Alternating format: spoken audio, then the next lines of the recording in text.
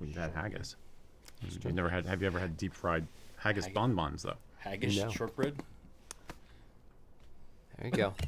little sprinkle on top. Like pate. Yeah. Looks like Are we live on everything? we are live. Let me check with Matt. That's going.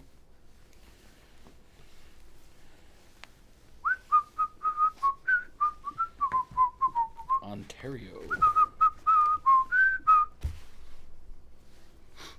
people in the chat want to tell us that we're. I got people in my chat. I don't know about you. Make sure they can hear us this time.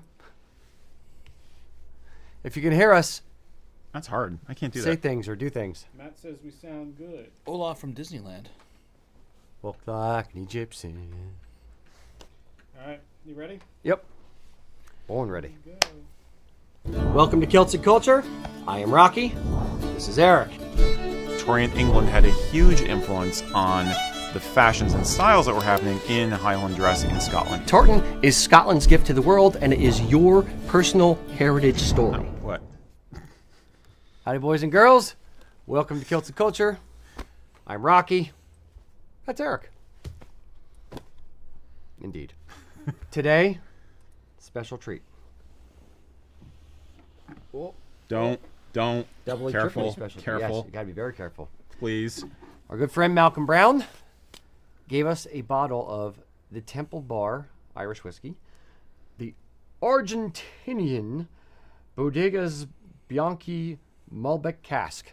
So that's the long name. Just Temple Bar Malbec cask. It's a short version.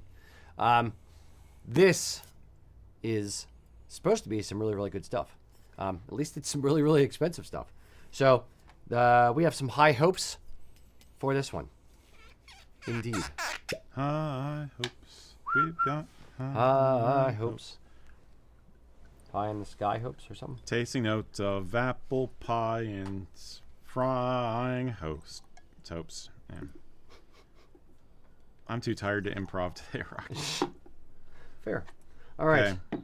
Mr. Max, since you're creeping up behind me. I'm already here. Oh, hi, Creeping up Mac. like celery, What the he's hell, stalking. Paul Bunyan? Exactly. There you go. All right. Where's Blue? Is she out here somewhere? What do you have on today? Oh, I've got the Rob Roy McGregor Ancient.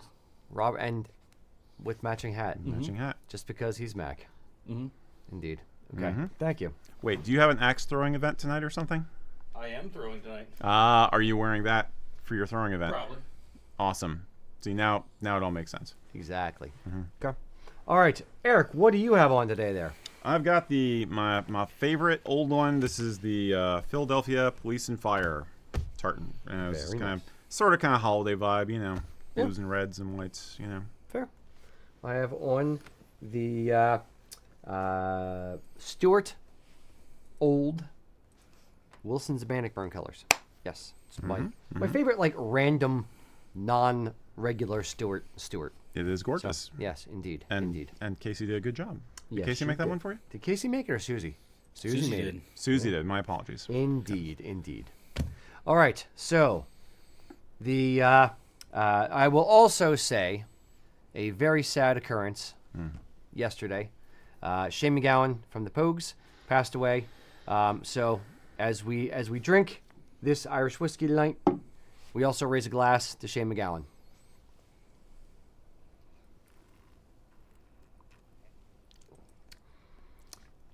We normally smell a lot more than this before we jump right in, but Well, you're caught up in the moment. yeah, I know. It's crappy news, that's for sure. It was, yeah. Yeah.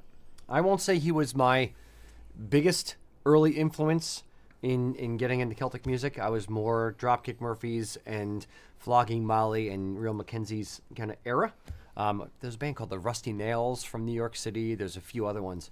Was kind of my foray into it. But then I started getting into Shane McGowan's and the Pogues, specifically, and kind of went to the back catalog, as it were. Yeah. And it's the band that the bands I liked were influenced by. So I started digging under the hood and started to appreciate what he did for the entire scene, essentially. Yeah, which was a lot. Yep. Let's just say Yeah. a lot. Indeed. As in started it kind of. Yep. All right. So smelling it. What do we got for the nose there? I get a lot of wood. Yeah. Would it be toasty wood? A little bit leathery for me. Yeah, kind of almost a cedary kind of a wood. No, yeah, it's like I get oak. there's an acidic edge to it. Funny you mentioned that. Yeah. They're saying the nose is dry plum skin because we all Oh yeah, have that for some breakfast. What are you dry talking plum skin, toasty wood, and ripe berries alongside green oak. Yeah. Yeah. It's kind of got that fresh cut tree, rotting like- fruit, rotting fruit vibe. pungent. It's a pungent Yeah. note. Yeah. Let's It's put it that way. a strong odor. Very pungent. Yeah. Let me swirl this a little bit. Let me try to open this up a touch.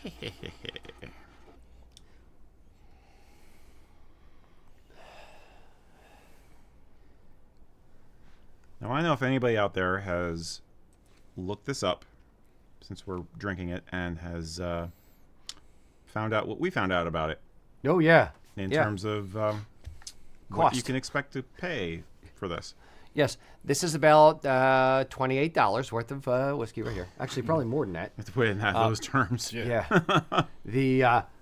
It's essentially we every month we have all these bottles behind us that people give us to try on the show, and we try to go kind of in date order. So it was this one or one. There was two others that came in around the same time. We're like, okay, so here's two scotches. Here's one of here's this one. Which one do we want to try? So as part of it, we try to look up the price because that should factor into the quality and the score that we give it.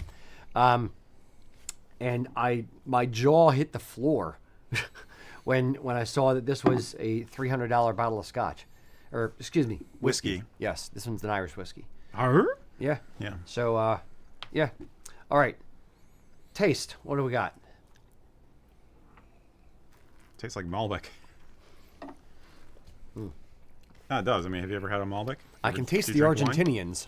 Do you drink wine at all? Have you ever had a Malbec? No, Because I it do does. not. It does have a very wine vibe to it. It is very, Okay. very smooth. Extremely smooth. It's got like, it's peppery to me. Yeah. Only a little bit. See, I know I'm on the right track when Max over there going. I don't try to account for my taste buds. I know that my sensations for these things are off.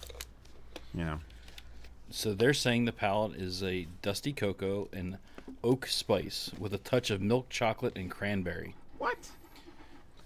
Well, I do get the fruit. I was gonna say apricot-y, but Milk chocolate aftertaste. I'm getting it now. I'm there with the Yeah. milk chocolate aftertaste. And then it says a finish, a dry spiced finish, and that's where I think that's where you said about the pepper. That's where I'm getting more of that, the very end there that gives Yeah. a little bit of. Now I open it up with a touch of water, so we'll see what happens.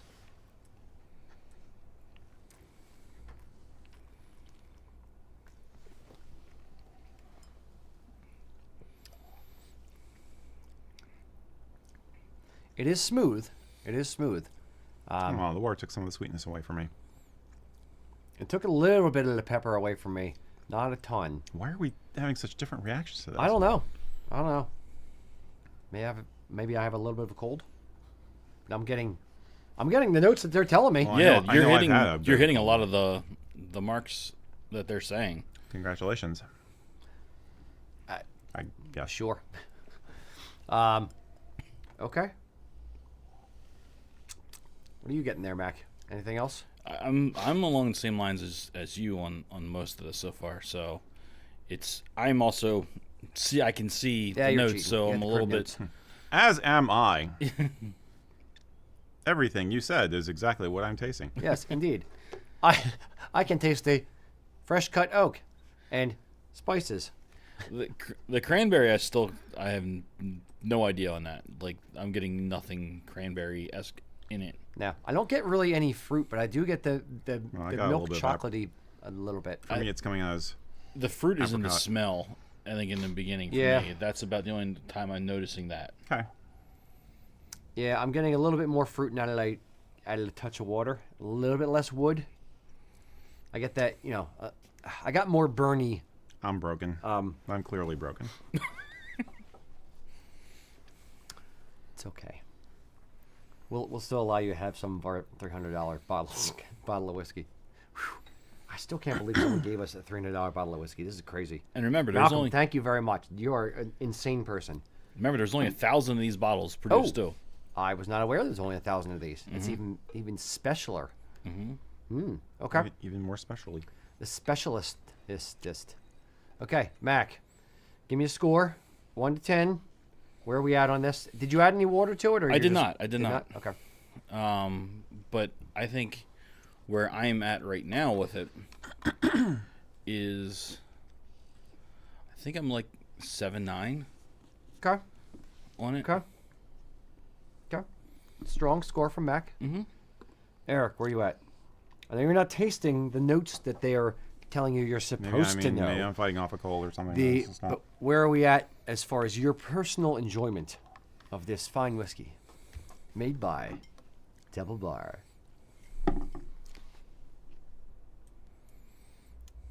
7.2. 7.2. Okay. I don't. Honestly, it's not quite my thing. I'm still more of a Highland person. So it's very good, but it's not. I wouldn't spend $300 on it. I would gladly accept it as an offering at a party or something. Yes. All right, I'm gonna factor in the $300 part because I was about to give it a 7.7 or a 7.8, but the $300 thing. That means you're willing to buy it, right? No, 8 is you drive somewhere. 8 to go is you get drive it. somewhere to go get it. Okay. Yeah. So I'll drop it to 7.4 due to the price considerations. It's better than that, but it should be better than it is for the price that it is. For you, at least. Yes, indeed, for me. I'm Yes. glad it's subjective because if it's a quiz, I fail. My opinion to me is the only opinion that matters to me, or something. Okay. It's circular logic. It's fine. Just go with it. It's fine. Okay. Now Connor Fox, he says he bought it for €120 duty free in Dublin Airport. Now, was that when it first came out? That I don't know. It's airport scotch. Yeah. I mean, And is whiskey. it? Sorry. See, here's the thing. It says only 1,000 bottles done. So, I'm not calling shenanigans on our friend here, but 1,000 bottles seems pretty damn limited. So I'd be surprised if it made it to airports. Well, it's Dublin Airport, so okay. It's Temple Bars in Dublin. They're probably right there. Maybe you got a few bottles. So good on you if you got it for that cheap. Congratulations. That's a very good price for this scotch or whiskey. Excuse me. All right. It was October 2022. Okay. When he got it, so Okay. it's been a little bit. Yeah, we got this in June 24th of 2022. I hate to say it, guys, but the aftertaste I'm getting, it reminds me of when I used to smoke a pipe, and I get that burny aftertaste from smoking. Did you water it at all or no? I did. Okay. Okay. I know what you mean. I I know feel what like you this. mean. I get You it, know but what I mean? for me it tapers off, and I get that milk chocolatey melt to it. Yeah, I'm not getting that. I know what you mean now. Like the water, I can taste the fact that this is watered down a little bit because I put a few more than a few drops in. But yeah, I still get that like burnt taste bud sensation. Yeah. Shall we say? I feel like I was After smoking a pipe. hot pipe. Yeah, Yeah. like you get it a little bit like right here. Yeah. Yeah. You We know, just like, we just need a gif of Eric going. you're gonna do it for the game. Okay. Okay. Make us gifts, gentlemen. All right, boys and girls. I will remove now that we have our official scores. Ugh. All right. We are here, but your humble servants to answer any questions you have about kilts, culture, hence the name of the show. So, load your questions in the comments. Mac, you will start curating those. And- Eric, And Celtic punk. yes, and Celtic punk as well. Sure, why not? Yeah, if you have questions I don't know. about punks, Or if you want to talk, you just talk about it. I can't really comment, but I can talk about it. Question number the first. Bill Marshall asked us, what are some good Scottish dishes apart from neeps and tatties, or haggis, to celebrate the holidays with? what kind of foods would you put on the table for a For holiday? holidays. Okay. Yeah. I would. I would say, A, we may want to bring Mac in if he has any considerations. Mac have an opinion about food? No, it never Yeah, happens. Mac does enjoy his food. Get in my belly. It's like all of it. I'd Bring like on, all the bring food. on the peanut butter whiskey. That's right. Hey, I love that stuff. All right, and we'll just turn off the light behind Mac too. That'd be great, if you don't mind doing that. That's the sensors. They're coming together. Indeed. Yeah, it's all good. It's a raid. All right, we'll take Mac out of the shot now. Thank you, Mac. All right, food for the holidays. Eric, what are you going for food for the holidays? My main point would be the fact that a lot of what we think of as Scottish holiday food started off as stuff that you serve for Burns Night, and then Burns Night became Burns Night plus Hogmanay, and then that became Burns Night and Hogmanay and Christmas. So honestly, I have no problem with enjoying this stuff any time of year, but everybody thinks of haggis, and there's a lot of different ways to serve haggis, I think is one takeaway. Desserts are usually the big thing. Yeah, So- shortbread. Shortbread is great with that's to me that's a breakfast. I want with shortbread or tea time. I want either a really strong cuppa with it, or I want it in the morning with coffee. You So- can have it with scotch too. It's can do it's anything a with it, yeah. it's a good all day cookie. It's not just your breakfast cookie. It's an all day cookie. It's not just for breakfast anymore. Indeed. But my favorite is probably Clutie dumpling, Yep. which is actually the Scottish version of a Christmas pudding, but it's not quite as strong. It's a little bit lighter, and they usually use some whiskey or drambuie in it, or also in the sauce, like if you do a cream sauce on it. Yeah. So, Is that the one where you cut it open and usually like a penny inside somewhere? no, What am I thinking? you're thinking of like a Irish wedding cake or Kelly did it a for king cake. Kelly did it for something. I forget. Okay. Never mind. All right. But yeah, well, Indeed. yeah. Okay. So, I dig on the sweets. So Clutie dumpling for me as well. I would say, what other foods? See, you could go contemporary and get deep fried Mars bar. Do that for any time as well. I'm in Yeah, a sweet mood tonight. Give that to your kids on Christmas Eve. That's a great idea. Indeed, yes. You'll stay up. You'll meet Santa. You'll definitely meet Santa. Yeah. Other holiday foods / drink. Scotch. Iron brew, Iron brew. hot iron brew. Ugh. No, actually, hot toddies are a thing though. Yeah, hot toddies. Hot toddy I is a could see. classic of Yep. this time of year. That's always good, and they'll go with anything. Kakaliki soup. Yes. Nice. Yep. That's one of those Kakaliki things where soup's good. everybody's got their own recipe, and everybody's recipe is better than everybody else's recipe. You know what I Yep. mean? But it's just like chicken. It's basically chicken soup. Yeah. Don't at me. But it's like a chicken soup with a clear broth, like a chicken broth, and then leeks, hence kakaliki, chicken and leek. And then most of the time that I've seen it, I know this isn't the most traditional, but a lot of time you'll have barley in it to kind of give it a little carb content. But that's always good. I could have barley and hops together. Maybe some water as well. Right. That'd be great as Right. well. Yes. Barley juice. Indeed. Yes, nice. Indeed. The juice of the barley for me. Now I'm getting hungry and I want beer and scotch. I am totally and- hungry. Yeah. I've been doing like intermittent fasting this week, so yeah, I'm definitely hungry. But yeah, so it's about the desserts a lot of time. Like I said, like Yeah. a shortbread, Clutie dumpling, Tipsy Laird, which is a kind of a trifle. For those who don't know, a trifle is basically like a custard and cake combo. Okay. And I think basically a Tipsy Laird has, again, there's like some whiskey in the mix with it, and toasted almonds on top. So that's really delicious. But I have always been a fan of puddings. Basically, I was raised with English Christmas pudding, and I learned to make puddings a couple of years ago. That was one of my COVID things I did when I was cooking during COVID. Was I started making 18th century style steamed boiled puddings, and that's just it's delicious. Yeah. Yeah. See, I'm all the foods. A, I'm horrible with names. A, of people. B, of foods. Like I can't remember anything that I like. I'm like, we go to a restaurant. It's like, Kelly, do I like this thing? Okay, sure. Unless it says exactly the thing that it is, like steak, potatoes, corn. Good, I'm in. Ooh, banoffee. When they give all kinds of like French names on the thing, I'm like, I don't know if I want this. Okay. But usually I do. So Have you ever had escargot? Why am I even asking? no, that's snails. I knew that one. Mm-hmm. The Rocky Mountain oysters. No, Mac. That's where I was No, going Mac. again. I see you I over know where there. to get them, but I've never had them. Okay, your light's back on. Okay, so Mac, what's your Christmas food? See, I'm Something Celtic-y. I see. I want to do like a goose or duck, something like on those lines. Okay. That is on my to-do list at some point. I want to raise. We're going to raise Christmas a goose, goose? And have a Christmas goose. Yep. They Even are. some of the comments we have coming in too are leg of lamb, meat pies, Yes. scones. Oh yeah. Yeah. Meat pie. Mm-hmm.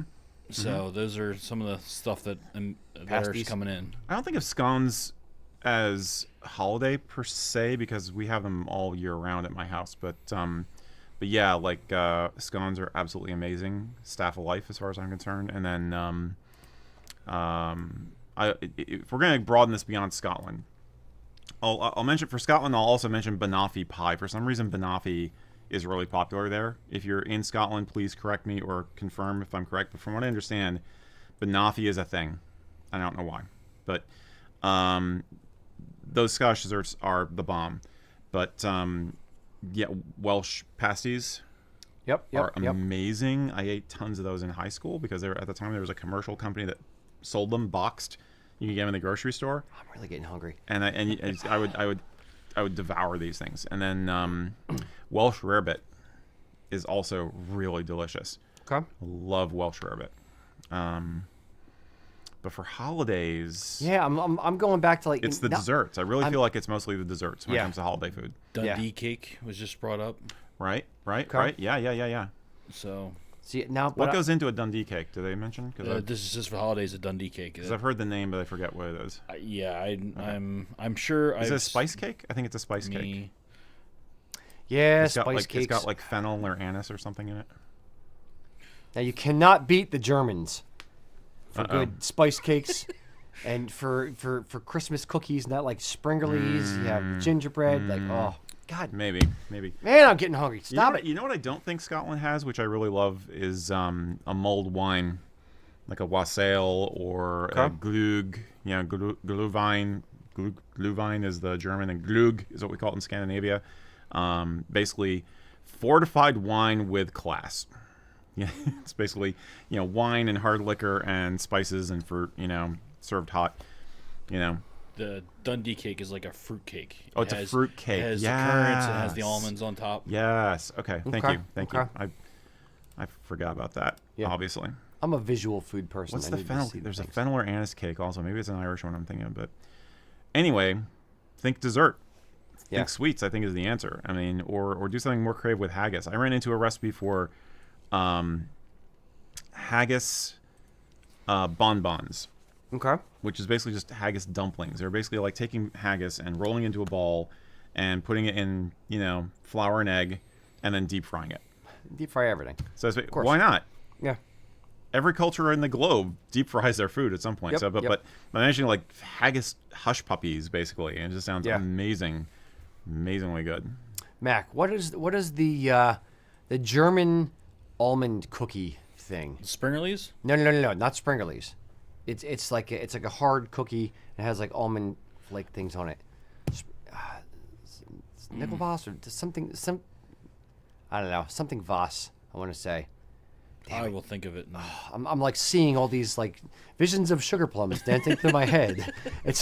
I'm getting very hungry for sweets right now. Okay. All right. I think want we a need pasty. I want shepherd's Man, pie. Shepherd's pie is Yes. delicious too. Mhm. Okay. I want a poll in the comments. Yeah. Here's the question for you. My method of shepherd's pie. Oh, here we traditional. go. Forget traditional. My method of shepherd's pie. I don't care. Rocky traditional. Is Rocky tradition? It's Rocky tradition. Is ground beef and corn, and then the potatoes on the top, and then a little bit of cheddar cheese sprinkled on there, and then browned. So corn in the shepherd's pie, give a nice little crunch to it. Yes, absolutely. Yes. I don't mind that, but personally for me, it's got peas in it. No, good God, I like no. peas in Peas it. shouldn't exist. And it should be lamb, not beef. I know it's supposed to be lamb. No, it depends on where you're from. Understood. Both are acceptable. Yes, Depends but on there's what not, part of there's the not supposed to be any islands you're in. veggies. There's not supposed to be any veggies. Yeah, It's but just I meat like some and peas. potatoes. You So just put that's- corn in it, so That's Yeah. how that's growing up. That's how we had it. It was the ground beef, and it was the mashed potatoes, and then sometimes we were being bougie. We got cheese and put on top. Yeah. But otherwise, that's really all. See, it was. corn's a starch though, so it kind of goes with the potatoes. I don't know.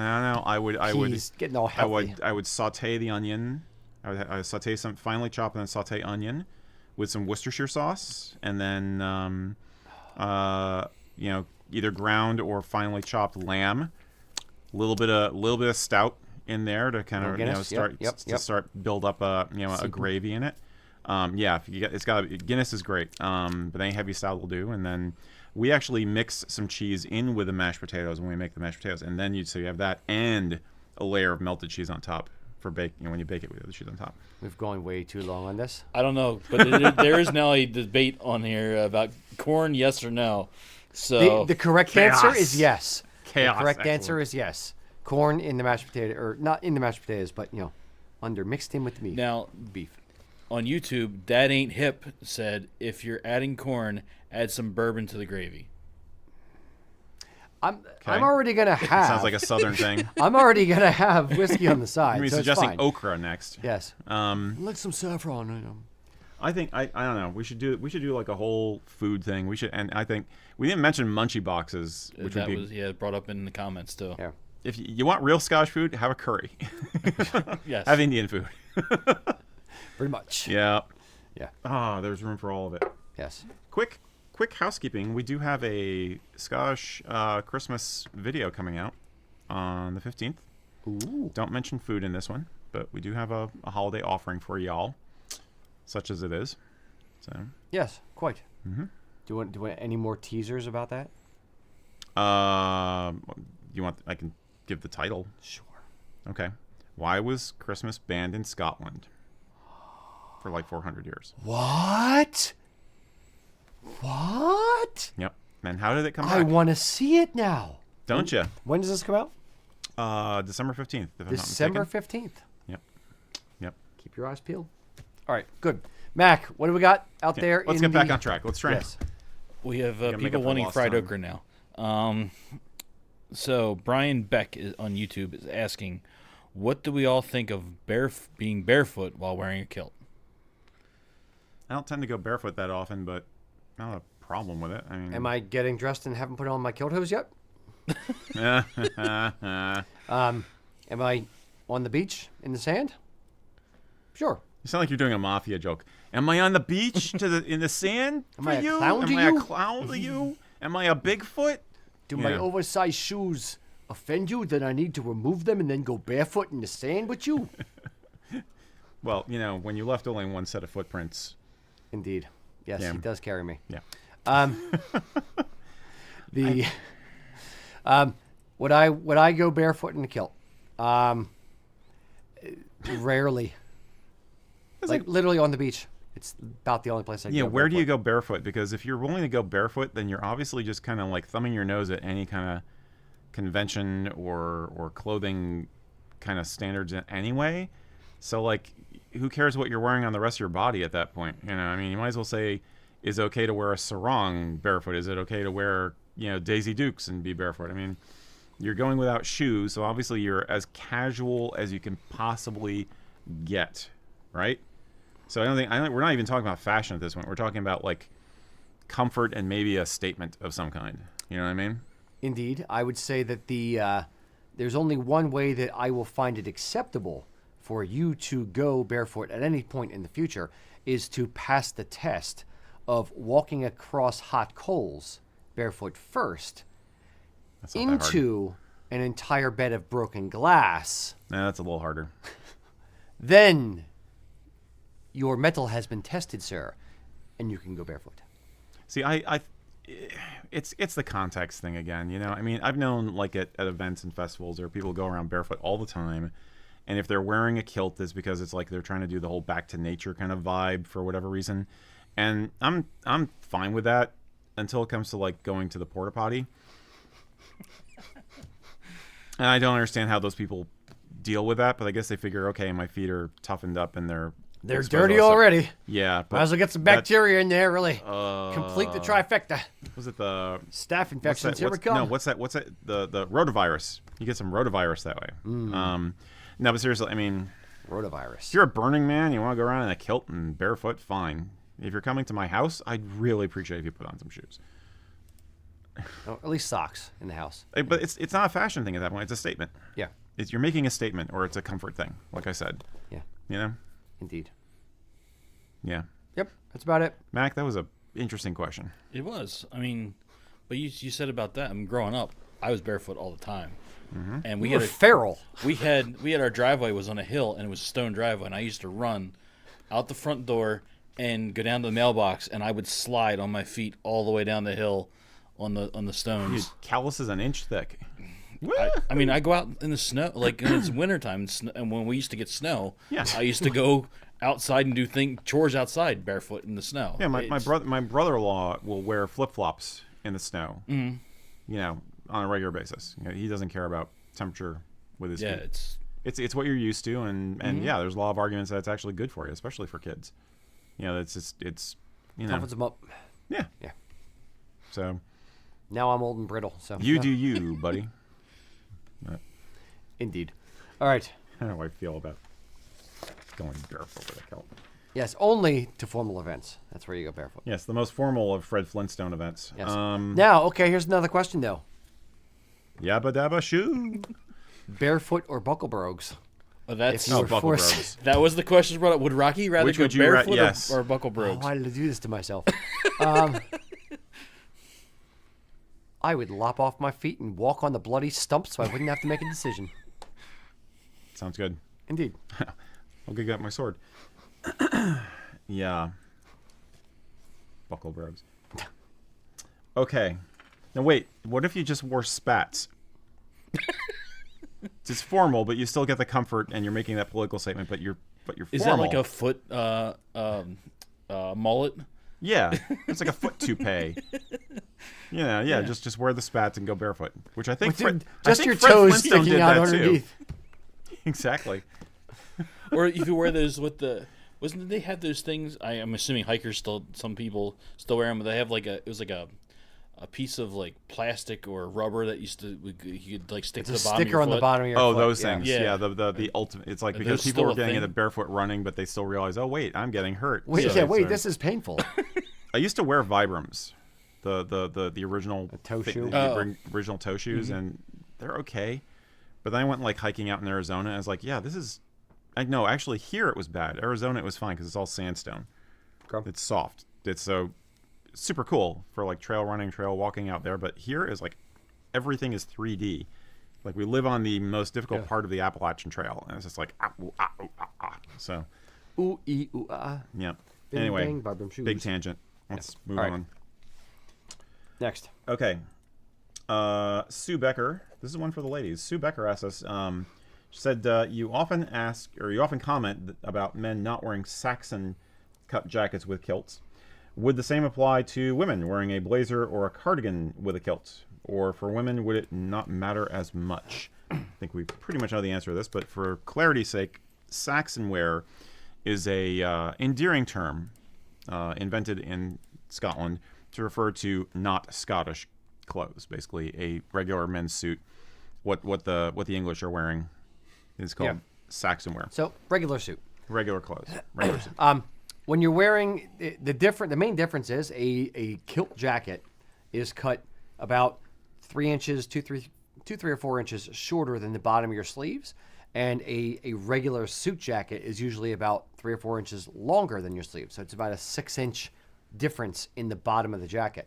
If you're wearing a regular suit jacket with a kilt, what ends up happening is in the back, you cover up like all the way down to like almost essentially like halfway down the back of the kilt. So you only see about 10 inches or so of pleats sticking at the bottom. It just looks a little odd. You're covering up too much of the kilt. For women's wear, if you're wearing a kilted skirt, a maxi kilt, a hostess skirt, and you wanted to wear a blazer with it, then yeah, it's fine because you still have a lot of tartan fabric below the bottom of the jacket. If you are wearing a mini kilt or a midi kilt or something like mid knee or a man's kilt, I think it would look weird on women as well as on men. Yeah, I think you can get away with it a little bit more because I'm not going to worry about the sweater thing. A sweater is a sweater, but with the blazers, women's jackets are cut on more of a Bell shape. a belt, like a taper, a flare. That's what I'm going to say. They have more of a flare cut to accommodate the hips, so it tends to be a little more pleasing to the eye. With a Saxon jacket with a kilt, you definitely get that rectangle, and then kilt, and it just looks more blocky, chunky, and awkward. And you're covering up the pleats. I think it's more flattering if you're showing more pleats, for either sex. But I think you could probably get away with a more form-fitting, close-fitting blazer. Something that just again has a nice flare to it. That said, a higher cut jacket is still going to look better on you as well, and it's going to be more flexible because it'll be fine with, regardless of what the length of the kilt you're wearing is. My opinion. Yeah, but if you have a normal length blazer worn with a longer skirt that you like. Yeah. You're fine. Yeah, pretty much. So, cool. There you go. Cheers. Easy. All right, Mr. Mack. Alrighty. So we have Lewis Collingwood asking, when attending family festivities for the holidays, do you think it's best to go with wearing family or clan tartans, or tartans that follow the colors of the holiday? He has both to choose from.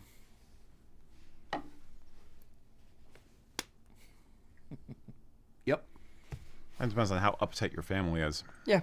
It depends on if it's... Really, it depends on your mood. If you're in a festive holiday mood and you want to wear your holiday sweater and your wife is going to wear a holiday sweater, then sure, wear holiday colors in your kilt if you happen to have a kilt with holiday colors. If you're, going to visit your great grandmom and she has, she's from Scotland and, you want to say like, hey, grandma, look, I'm repping the family colors, the family tartan. Great. Then wear your clan tartan. There's no hard and fast rule one way or the other. If it means something to you, really that's what matters. Or if you know that it's going to mean something to someone else in the family, then sure, do it for that reason. Yeah, or you can mix it up. I mean, or other occasions like, let's say you're going to midnight mass. You might want to wear family tartan and look all gentlemanly and sharp for something like that. And then Christmas morning or going out caroling or something, then you wear the more festive holiday color tartan. I think the only thing I would avoid would be I wouldn't want to combine them and clash. I mean, he's talking about tartans. Yeah. But I wouldn't wear like a family tartan like in ancient no, it's not ancient, but yeah, I wouldn't wear like a family tartan that's going to wind up clashing with the red and green of your ugly sweater or your blazing red candy cane necktie. You know what I mean? I think that'd be just look. Oof. You know what I mean? But you see where I'm going with that? Yeah. I mean, you can wind up being clashy if you're not careful. Yeah. So. Colton just made a comment that goes along those lines. Mm-hmm. Imagine Loud McCloud with an ugly Christmas sweater. I'd rather not. Exactly. Thank you, Colton. Yeah, that's exactly what I'm saying. Yeah. Yeah, but if you're, and some people may have the best of both worlds. If their family tartan is, Stewart or McGregor or something that's, festive already, great. You can just wear your family tartan and have at it. But yeah, it's really down to what you're in the mood to wear that day. There's no rules and regulations. You're allowed to do what you want to do. Mm-hmm. I'll say another thing. Another minor point might be, speaking as a pagan who has a lot of Jewish friends, red and green are not the only holiday colors. You can go with blues and whites and other things basically that feel equally in the zone or festive or fun, and play around with that if you want to. I just don't have the kilt clash with the holiday flair but change it up. I mean, like if you're going to visit your family in New England for a week or something, then you take both kilts. Problem solved. Agreed. Yeah. So, whatever you do, however you celebrate, happy holidays. Yep. I thought I had something witty to say, but apparently I didn't. Yep. Joanna's saying, keep it clashy, keep it clashy. Humbug. All right, Eric, what do we got from the preloaded questions? Well, I'll tell you what, Rocky. We got questions. Got a lot of questions. I have a lot of questions. I heard that about you. This particular question, I am a seeker. Patrick McFile said, this is an oldie. What are the best hats to wear with a kilt? Why are hats so unpopular these days? And we used to get asked this question all the time. What kind of hat should I wear with a kilt? And so we have some Pat advice. No pun intended, Patrick. We have some Pat advice we can offer. And I'd also like to point out the fact that all three of us are wearing hats. So we are extremely uncool and unpopular. that's fair. That is a very good point, though. Mm-hmm. The standard advice for hats with a kilt, the Glengarry, the Balmoral. If you really want to get fancy, the feather bonnet. I don't know if I'd wear that with a kilt, but anyway, For your Nutcracker costume. that'd be spectacular, actually. Now I want to be a Nutcracker. All right. That's my next year's Halloween costume, is a Nutcracker costume. Yeah, so paint lines there. All right, okay. Going off the rails. Yeah. Indeed. So, no, but no, I'd say other hats to wear with a kilt. Did you say for formal or for everyday? We had somebody else who asked about hats for formal occasions. Okay. And I was going to possibly combine the questions. So. Okay. But for holiday hats for a kilt, is that what he asked? No, he just said hats in general. What are the best hats to wear with a kilt? Best hats to wear with a kilt. I favor the old flat cap, driving cap, 8-panel, 6-panel, newsboy / this. Yeah, cheese wedge, This style. Herkle. Ivy, yeah. There's a bunch of names for it. Yeah, there's like 8,000 names. They're all maybe a little bit different depending on 8-panel versus 6-panel versus newsboy, but yeah. Whether the brim is snapped or sewn down like yours is or Yep, whatever. But a lot of people think that's an Irish thing. It's not just Irish. It's not just for Irishmen anymore. They were This like is that. Irishman, by the way. We're extreme. It's everything. He speaks sign language. I do. Irishman. They were very, very popular for sporting activities, and then once the automobile came around, driving. So yeah, it's very much something you'll see in old photographs of guys out deer stalking. Is hats like that. Not exactly that style, but you get the idea. So that's a classic kind of casual day wear, but can be sharp day wear also kind of option. The most traditional, if you want to be quasi-formal about it, would be either the Glengarry or a tam, more formal looking if you go with the more militarized version, which is the Balmoral. Bonnet. Yeah, it's basically a bonnet. They're both versions of a Scottish bonnet. I tend to use little berets like this because this is cotton, and it gives me that kind of tam bonnet vibe, but it's a lot easier to wear. So Warm and cool simultaneously. yeah, well, it's just they're it's Breeze. grab and go kind of a hat, and it's not wool. So the rule of thumb we have for hats is try to avoid anything with a very wide brim. All you cowboys out there, I get it, but for most guys, you're going to look better and more like you know what you're doing if you have a shorter to no brim hat, right?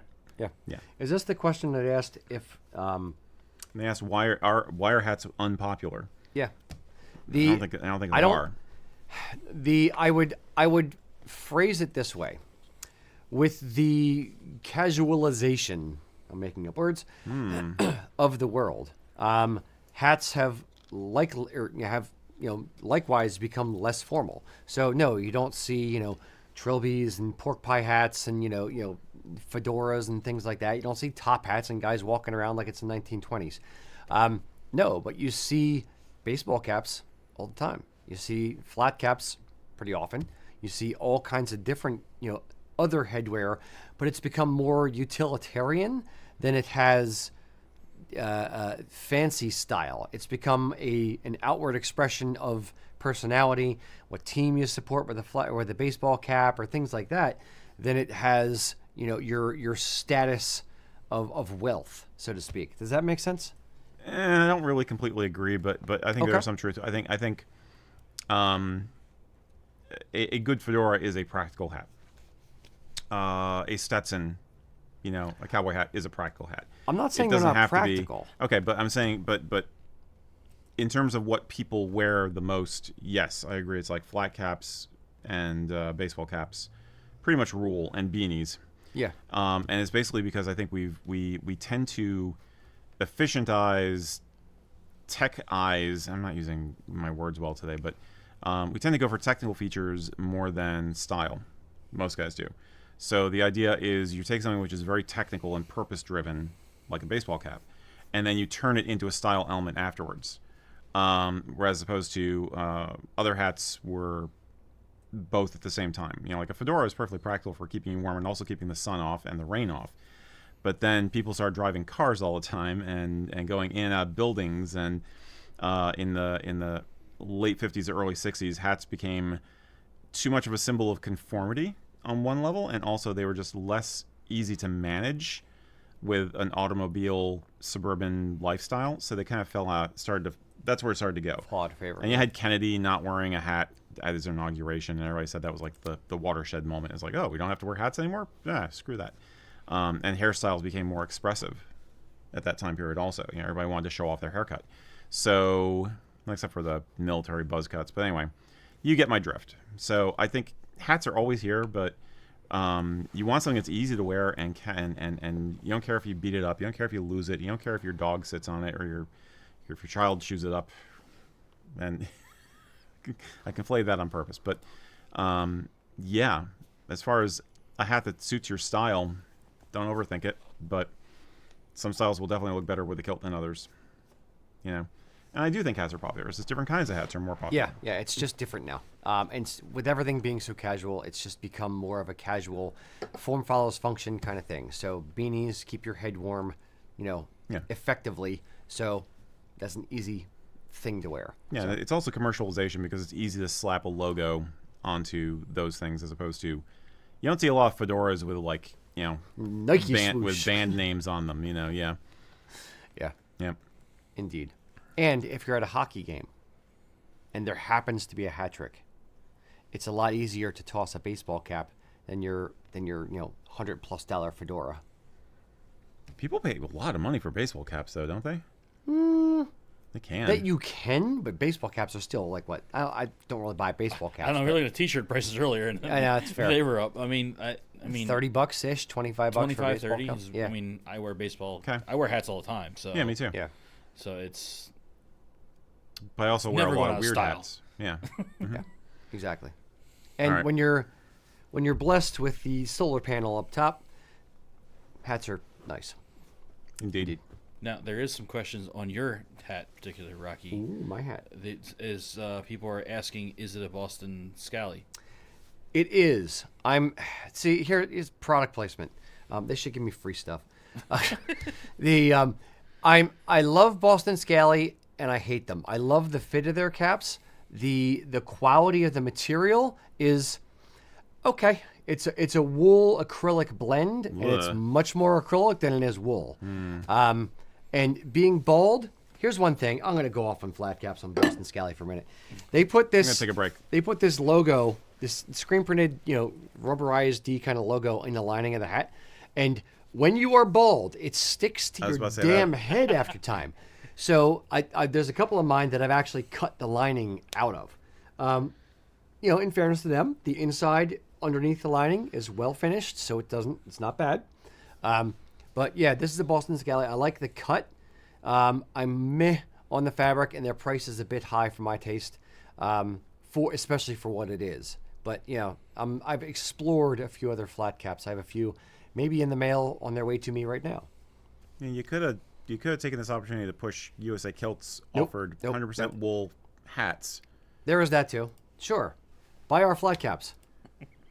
Do you even mercantile, bro? No, I'm too honest. It's So- Christmas time. Yes, indeed. You're sending our business to Scally Cap. No, I'm not Thanks for sending what? our business to them. I'm saying that they need to improve. Oh, the other thing that I don't like. Hold on, I'm not done. You just reminded me of the other things I hate about it. Sizing is not consistent from one to the next to the next. The medium could be a 58, could be a 59, and the it's noticed that during this episode, I'm still like watching. I have to make sure the seam is dead center. Sometimes it's a little bit to the left or a little bit to the right of center. I have a few of their caps, and it's not always dead center, and it drives me nuts. You're pilling pretty badly right there too. It's probably because it's acrylic. Pilling because it's acrylic. Son of a bitch. If only you could get a 100% wool, made in Ireland, real flat cap. But where would I get such a cap, Eric? I don't know. Oh wait, I do. USAKilts.com. Wow. Tell me more. I'd like to subscribe to your newsletter. Yeah, well, there's not much more to tell, but we do sell hats, and they're pretty good. And we try to source colors that will tone well with your tartan, which is another hidden advantage. Yes, indeed. And this is not supposed to be a commercial show, so I'm going to shut the frick up. Okay. How about a question? I'd love to hear one. All right, Don. Wait, no, that was mine. It's Mac's turn. I'm sorry. Mac, how about a question? Hi, so we got Adam's over there clicking on so many things right now. Shut up!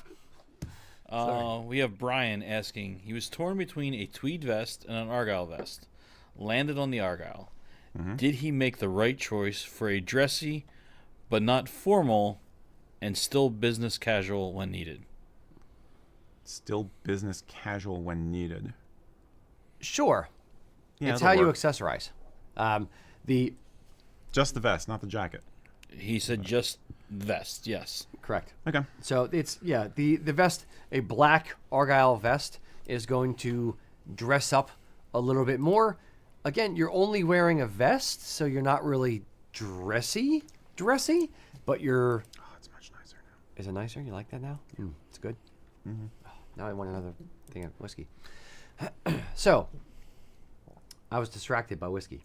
No, a black argyle vest is going to be a little bit fancier, a little bit nicer looking, a little bit dressier than a tweed vest. But a tweed vest is a great workhorse. It's a great utilitarian. It bridges a lot of gaps or a lot of things where it looks nice in a whole lot of different contexts.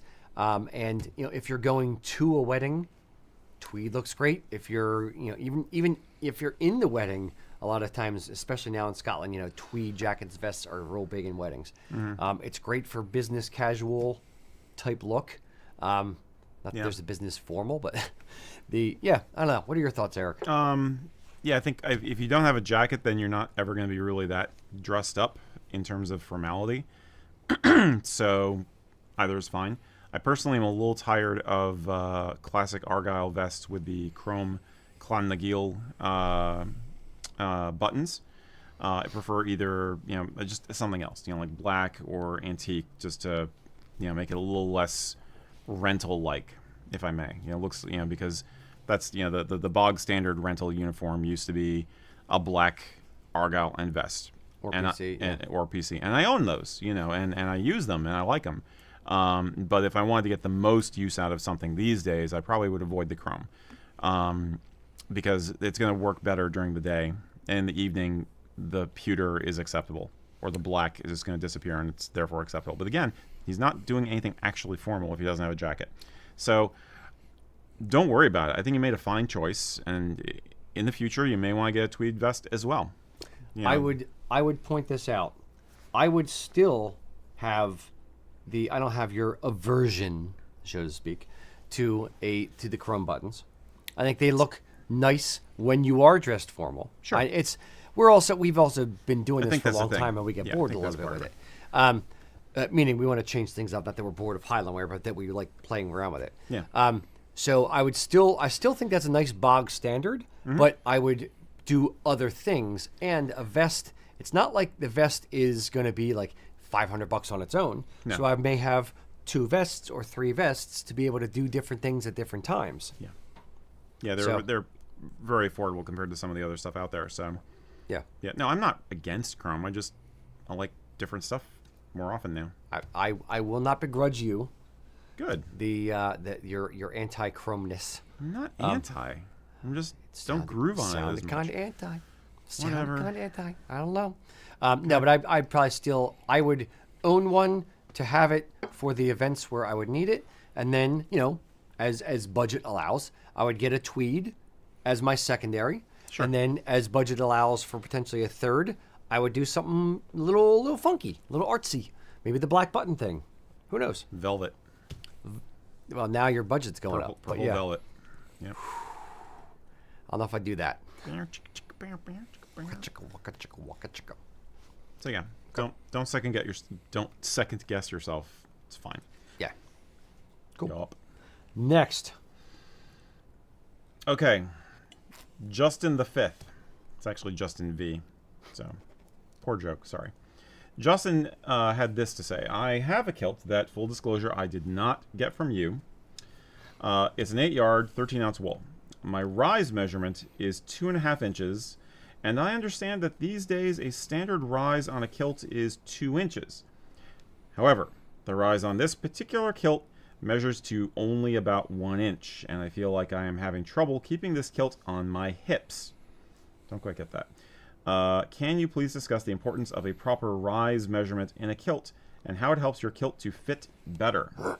So you might want to define what a rise is, and then I'm not sure I understand what his problem is personally, but I'm sure you What's can your figure problem, buddy? it out. He says the rise of his kilt is preventing yeah. it from fitting on his hips. The full disclosure. We had this question ahead of time. Eric is reading it, so we had it ahead of time. And I did think about this for a little bit. Talk to Mac about it for a little bit, just to make sure I understand what the heck he's talking about.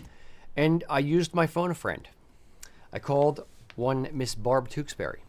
And the part that that confused me a bit was he's saying his rise measurement is 2.5 inches. Mm-hmm. And I called Barb and I said, Barb, have you ever measured someone for a rise? Like outside of just like the standard 2-inch rise? Have you measured, like, is it something that's measurable? And she said, no, I just make a 2-inch rise. If someone says they want a 3-inch rise or a 4-inch rise for military, then you have a 4-inch rise, but it's not something you measure. Mac, same thing with you, right? Yeah, You've never heard anything Yeah, I've never come across that. been measured for a rise. So it's just a function, not a customization. Mm-hmm. Correct. It's not now. If I had to guess, maybe the rise is essentially from the middle of the top buckle to the top of the kilt, and maybe if someone wanted to wear it like up to the bottom of their ribs, they're measuring from the top of their hip bone to the bottom of their ribs if they were measuring it. But I've never asked anyone for the rise, so don't know about that. But 2-inch rise on a kilt is pretty much bog standard. And that's, again, if you point to your belly button, go over to the side of your body and jam your thumb right in line with your belly button, you're going to feel the top of your hip bone. And that is where the top buckles on your kilt are going to sit. And that's essentially what helps keep the kilt up is you're cinching the buckles on that part because your hips aren't going to get bigger or smaller as you gain or lose weight. It's a hard bone that you can actually sit on, and then your kilt won't fall down. Now, the rise on a kilt, again, speaking to Barb, she confirmed all the things I was thinking about. Rise on your kilt should essentially, in her words, should actually flare out a little bit. Think of the top of your kilt from the center of the buckle to the top, for lack of a better term, kind of as a bowl to help hold your fat. It holds your flesh. So when you sit down, like you see on I have a little bit of fat right here sticking out over the top of the kilt. That's held by the rise, which is again center buckle to top of kilt. The kilts we make are essentially straight up and down or a little bit flared out. Where it may be a problem that he's referring to is if his kilt tapers all the way from the bottom of the fell all the way up to the waistband. Mm-hmm. So it goes past the buckle and continues tapering in. If that is the case, then that is going to be the narrowest measurement at the very, very top of the waistband, and that will sit on his hips and kind of slide down a little bit. Mac, is that kind of what you're thinking as well on it? Yeah, I think that seems to be what he's talking about, because it reminds me of some of the ladies we have over there. They'll talk about that with their kilted skirts or their middies or whatever, how it just it wants to sit right at that point. Yeah. And that seems to be, the case. So Yeah. If that is the case, and you have a kilt made by someone that tapers all the way up into the waistband, then there's not a whole lot you can do outside of literally ripping off the waistband, tearing down the top 2 or plus inches of the kilt and then resewing them from bottom. It may as is well a get a new major kilt. reconstruction, which is going to cost way too much money. Yeah. So don't worry about that. Yeah, you're better off buying a new kilt at that point. But it's going to like water, it will find its level. It will go down and it will hug at that spot. So, yeah, I would say either sell it and, use that money to recoup it a little bit and, buy a new kilt made to your measurements, or it's just going to, cinch down to that measurement and that's just where it's going to be. So, not to disparage, but are we saying that like either this person who made this kilt that they got didn't know what they were doing, or they have a very unusual methodology which doesn't necessarily work for everybody, and they just haven't gotten other complaints on it? do we know or- if this was made for him or if he I bought do it not know. off like I think I think I got the inkling that it was not made for him. It was made for someone else, and he got No, it. he Or just am I said, I have a kilt, full disclosure, was not made by USA Kilts. And then he just says what it is. He does not say where he got it or whether it was made custom for him or not. Okay, so it's the only time we've ever put a it was a custom made kilt. He's on, he's in the on there comments. now. He's Okay. custom made. Okay. Okay. Hi, Justin. Then it shouldn't be a 1-inch rise. Then your kilt maker didn't know what they were doing. Sorry to be blunt. It seems like it. I was gonna say, well, maybe it was made for someone else who asked for it with a low rise because they wanted to wear it a little bit lower on the hips. Da da da. If it was made for you, then That is concerning. yeah, then I'll say it was. I'll go out on a limb and say it was made wrong. I'm not disparaging a particular kilt maker because I don't know who it was, so I can say it, and still fall within our we don't talk bad about competitors rule. But yeah, it shouldn't have a 1-inch rise unless at the time where you ordered it, you specifically said, I want to wear it lower on the hips.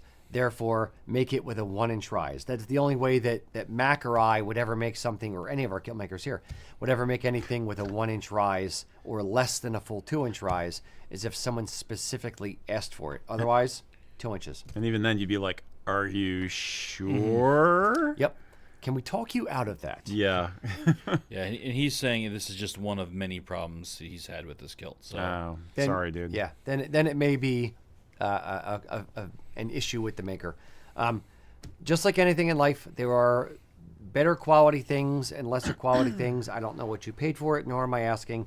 It's just, Well, maybe their other Yeah. work is fine, and this was just something went wrong that day, or they messed something up. It's like, or maybe you it don't was know. earlier in their career. Maybe he was trying a new kilt maker, trying to give a young Maybe. upstart Maybe. some funds. Yeah. And it was their third kilt that they made, and they're just figuring out the craft. God knows. I don't want anyone to look at the first kilts that we were making because they are not good either. So you have to learn. You have to go through. You have to pay your dues. You have to go through the process and learn everything. Unfortunately, they may have learned on your kilt. Oof. Yeah.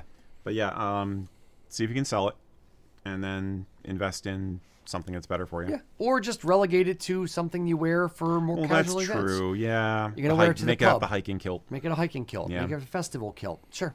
Yeah. Cheers. All right, Mac. is it time for the thing? Oh, I hey, think let's it do is that time for the thing. thing since we didn't think about the thing and what time it is for the thing. So here's the thing.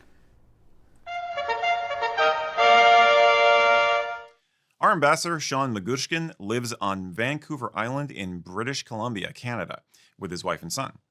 Sean holds a BA in history with a minor in English literature. However, his career is in the Royal Canadian Navy. He's spent the last 36 years or so sailing on everything from destroyers to interceptor boats. That's what he does now, in fact, and he absolutely loves it. Not surprisingly, Sean credits his time in the Navy with allowing him to see the world and meet amazing people along the way. His most beloved corner of the globe, though, is his own British Columbia. As a sailor, Sean has gotten to know every little inlet and cove along the rugged coast. When he's not at sea, you'll find Sean hiking in the forests or mountain biking. And yes, He has worn a kilt paddleboarding and even mountain biking once, which I really have trouble wrapping my brain around.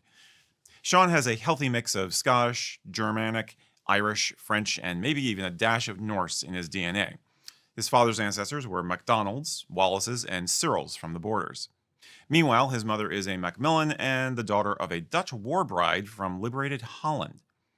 The families came over in the 19th century and, like so many others before them, gradually moved west until ending up on the island.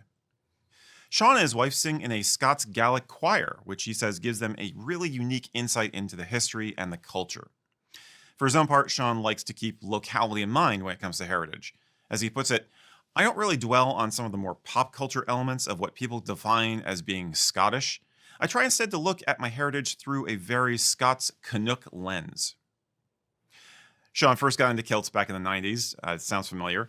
And maybe just a couple of movies that came out then were involved. Just saying. While he does enjoy dressing up in his tweeds and a PC occasional cultural dress here, I'm just another one, but maybe a little bit more colorful. In fact, I've had great experiences with people from the Sikh community and some of our First Nations residents who see the commonalities of the cultures. Personally, I really love that. Sean firmly believes that anyone who's got the heart for it should buy a kilt, wear it, and enjoy it, even if it's a cheap one to start with. Always remember, as the old saying goes, a man in a kilt is a man and a half. Oh, one final note, I want to be sure to mention that Sean is also a writer. He's a big fan of history and historical fiction, but his own writing is science fiction and fantasy. Here's a link to where you can check out his stuff. Thanks for all the inspiration, Sean. Keep it up. Yeah, that is Sean in a very small nutshell. Here's to you, Sean. Absolutely. I enjoyed talking to him. He's a man of few words, actually, but I was tickled to find out that we have similar tastes in history reading. He's very much into 19th century stuff, like I am, and we're both fans of George MacDonald Fraser. It's one of the best historical fiction authors in history, in my opinion. So that was cool. And as far as I'm concerned, he's living the life of Riley. I mean, living out there with that easy access to nature like that and everything is like, Yeah. it's really nice. And a snappy Really nice. dresser. He is a snappy dresser when he wants to be. He is a snappy dresser. Yep. And he lives the nice casual as well as I've seen him very, very casual and very, very dressy. He's sharp guy, sharp dresser. He's just always in his element. Yep. It's kind of the vibe I've always gotten from Sean. So In a weird way, I'll say it this way: he seems very comfortable in it. exactly. It's kind of second nature. It's very exactly. very organic for him. There's some people where when they first start wearing the kilt, they feel a little off, and they feel awkward, which makes them look a little bit awkward. But he seems super comfortable in it. So the more you do it, the better you get. He's a perfect example. Yeah. Cool. Yep. Cheers. Cheers. All right, was that you or Mac? I think we're heading to Eric. Sure, let's head to Eric. All right. Oh, You wanna head do the to Eric. I speed said round? hit. Oh, you want to do the speed round Let's do the now? speed round. Yes. Okay. Special content today. Do you have your stop clock? I'm getting the stop clock going here. Oh, now I got the stop clock. All right. Is it good? Now, do I start after he reads the first question, or do I start now? Yes. Let me explain first. Okay. Okay. Mr. Billy Pratt asked us several questions, and I appreciate the enthusiasm, but in the name of sanity, and fairness, we decided to do this in the following way. So, Mac, when you are ready, say go, and I'll Get it start ready. reading. Hold it up. I have it right here. Okay, I want to see it on the screen. Well, I gotta hit it first. I know you got to hit it. All right. Taking this very, very seriously. All right. Okay. Ready? 3, 2, 1, go. What has been your favorite scotch you have tried on the show, and why? Open 18 because it's damn good. For a plus-size guy, what is the best way to do at-home measurements? Have a friend do it for you and follow our instructions. Will the Appalachian Folklore Tartan ever be available again? Pass. Are the two-toned kilt hose reversible? Nope. What is your favorite kilt pin and why? Fender because it's badass. What is your personal opinion on the best tartan to hunt in? Black Watch Weathered. Is there a fishing tartan? Leaping Salmon by House of Edgar. Are there fishing or hunting related kilt accessories? Yes, a ton of stuff with stags on them. What would be the best outfit top for church? Like a jacket and vest? Yes, jacket and vest. Time. What do we got? 56:22. Nice. Woo! Under a minute. All right. That's TikTok worthy. That's record time right there, buddy. Wow. Feeling good. Feeling good. How many points, Mac? How many points did I get? You had the pass, so that deducts some. Ducks. Yeah. Yeah. So Right. but we'll go 5,000. 5,000. It's a good score. Good score. 5,000. Congratulations. Nice. Very good. Congratulations, Rocky Rager. You What get up? a year's supply of haggis-aroni, the Dublin treat. That wouldn't be Dublin. I should say Edinburgh. You fail your geography test for today, my friend. That was all improv. Give me a little I know. slack. None at all. All right, Mac. I can't believe there's a salmon tartan. Leaping salmon. House- Leaping salmon. That's a nice tartan, Rocky. House of Edgar has had some fun naming their Leaping Hebridean salmon. collection. Yes. So I thought that's where that one was from. Yep. Mm-hmm. All right, Mac, you're up. All right. So we have Andrew asking, Leaping salmon, Batman. That's. I almost got him. Bastard. Andrew's asking, braces question. Would it make sense to make Did a you say kilt braces question Braces. or a racist question? braces? Okay. Sawed off. But Would it make sense to make a kilt with a fishtail back if I plan on not using a belt? Also, would using braces with buttons in the front cause the kilt to bunch up weirdly? Wait. Fishtail back Wait. on a kilt. Yes. So there's a lot going on here. Fishtail back on a kilt. On a kilt? You've heard him. Not a jacket. I thought he said jacket. No, on a a kilt. kilt. He wants- A kilt with a fishtail. Because he wants to wear braces with his kilt. But why would you need a fishtail Okay, just to wait. get braces? Okay. Mac, would you be so kind as to explain fishtail trousers?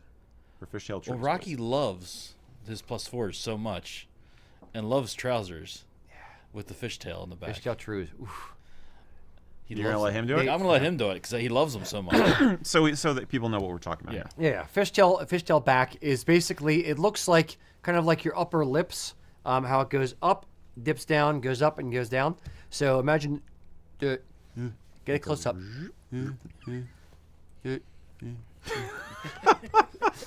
So it's the typical lip thing. Sorry for everyone who had to see that. I know how my wife feels now. So anyway, that's on the back of trews. And they're high waisted, and then it has that, and then the top two, peaks as you will, will have buttons on them for suspenders. Yeah. Would I do that on the back of a kilt? No. It would be because when you make a kilt, you're essentially just tearing it to length. You're tearing the entire 8 yards straight down.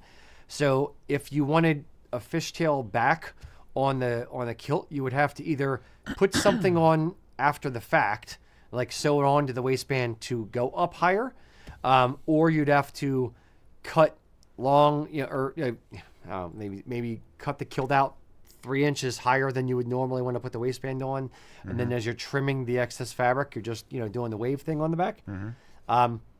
Neither of which are great. So no, you wouldn't need fishtail back. Frankly, I don't know why fishtail trews have the back. I'm assuming Eric's going to tell me since he's raised his hand. Yeah. For the front of the kilt, what was his question about making it weird on the front? Would it bunch up? Would the buttons in the front cause the kilt to bunch up weirdly? I've never worn braces with a kilt.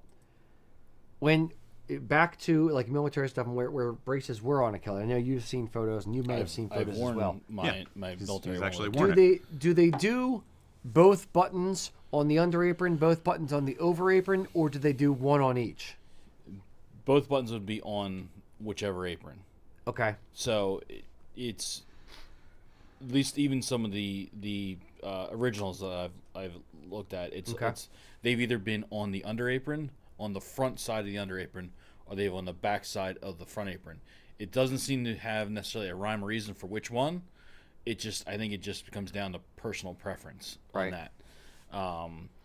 So braces on a kilt do make it interesting, especially if you don't take the braces off to get in and out of, because you're kind of doing a weird like maneuvering around. And for those wondering, by the way, braces are the fancy British word for suspenders. There's actually a minor difference, but I think suspenders have the clips and braces have the buttons, but close enough. They're essentially the same thing. It's the straps to go over your shoulders. Continue, Mac. I apologize. But yeah, they're either going to be all in one. They're either going to be one or the other, not going to be separated at all. See, to me, it makes more sense to have them separate so that you're not yanking up on the under apron and then have like that weird, 2 layers up top, or on the under or on the over apron and have the bottom be separate. Like, you see the under apron underneath. I guess the thought process is, especially if there's ones that if they still have the straps and buckles on, your front apron's still going to be held up with the strap and buckle on. But if it's pulling, I don't know. It's interesting dynamic. Well, you're wearing a battle blouse or jacket over the top anyway, so nobody's gonna see it unless you're undressed for some reason. So yeah, you're hanging out in the bunker or whatever. Yeah, they may not have cared. Yeah. So yeah. Okay, so yeah, the other thing is that a kilt has a rise, as we've said before. It is at your midsection anyway, and if you were wearing braces with a kilt, you had the military rise, which is even higher. Correct, Mac? Yes. Yeah. So we have people who will ask for buttons to be installed on a kilt so they can wear braces with it. Usually, it's because they cannot have any compression around their midsection, especially gentlemen who have had to undergo various gastric surgeries. It's safer for them, or more comfortable, So, but yeah, the whole fishtail thing is in Scottish trews, is once again a survival of 19th century fashion. There was a time when most gentlemen's trousers had a fishtail on the back, and the reason was that they were trying to keep your pants from falling down awkwardly and untucking your shirt when the pants rode down or got hunched down when you're doing something like, say, riding a horse. So the fishtail was basically a way of making sure things stayed smooth and neat and in place, and you didn't have a gap of a shirt showing up between your pants and the back of your waistcoat if you happen to be going without a jacket for some reason. And it's just it was a way of making sure the layers behaved themselves. And that reasoning stayed true through the 20th century, mid-20th century, with men's suits. You look like old grandpa with the pants up to here. Well, everybody had their pants up to here because in the 40s, even up to the 50s, you had them up to here so that you didn't have to worry about your shirt popping out. But in the 19th century, the solution to that and keeping things tidy and not shuffling around too much based on what you're doing work-wise was to invent the fishtail. I am convinced it probably had to do with horseback riding originally, but there was a specific reason for it. And now you have the fishtail preserved in Scottish trews because you're typically wearing it with a shorter Highland jacket, which is ordinarily worn with a kilt. So you need a way of making sure that the trousers behave like the kilt would. In other words, having a higher rise and not looking stupid with your shirt poofing out, or just a gap that looks awkward between the pants and where the top half of the outfit starts. So that's why you still have them in use in Highland wear. There's a style reason as well as a practical reason. Yeah. For a kilt, you don't need it, as said. Yeah. The other thing I like about the trews, and I think I have it on one of my. I have 2 suits. One of them has a rubberized material up near the waistband that helps keep the shirt tucked in. So similar kind of functionality with it. Right. Yeah. So there's neat little tricks and things to help keep your shirt tucked in, but that's ultimately a lot the of goal is. A lot of dress pants have that now. Yeah. Little rubber strip, which I don't like personally, but it works. But I don't like it. Yeah. If I have to wear a suit, I'd much rather it be from the 1930s or 40s, frankly. But I've been trying to. I've seen is it Tweed Maker or something. I don't know. There's a couple different. I get served Facebook ads. Well played, Facebook. I get served Facebook ads for like tweed suits, like old timey tweed looking suits and stuff, and I'm like, I kind of want to wear a tweed suit, but I don't know how often I'd wear it. So I don't know if I want to buy one. But you know what would make that tweed suit look better? A kilt. Perhaps. If only I knew a place to buy a kilt. And matching tweed jacket and vest. Indeed, quite. Anyhow, no, I feel your pain with that. I mean, Yeah. I'm happy to see those styles come back. I'm amused by how they do a twist on it sometimes and make it appeal to the kids and make it, it's like, this is a new style, but they're like taking part of an early 20th century suit and then changing it. It's just like, sometimes it looks good, sometimes it looks kind of stupid. Now I want to see a tweed zoot suit. I did that because I know your love of zoot suits, and I want to see a tweed zoot suit.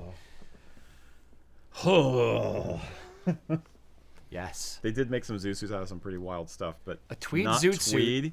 Tweed zoot suit. Hold on. Oh, good God. Tweed zoot suit with the lower crotch, made as +4s.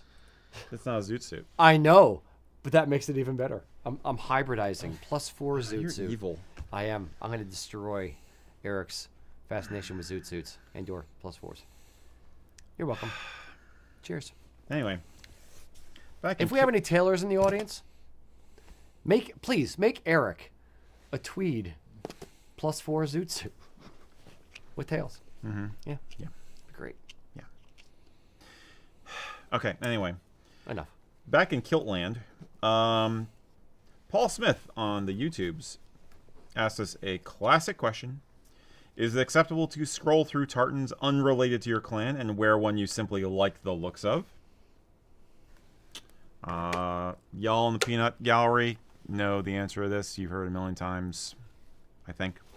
But what are we going to say? Sure. Can you wear a clan tartan that is not your own? Can you scroll through the gallery? Sure. There are differing schools of thought on it. And no matter what your opinion is, no matter what my opinion is, you're going to piss somebody off.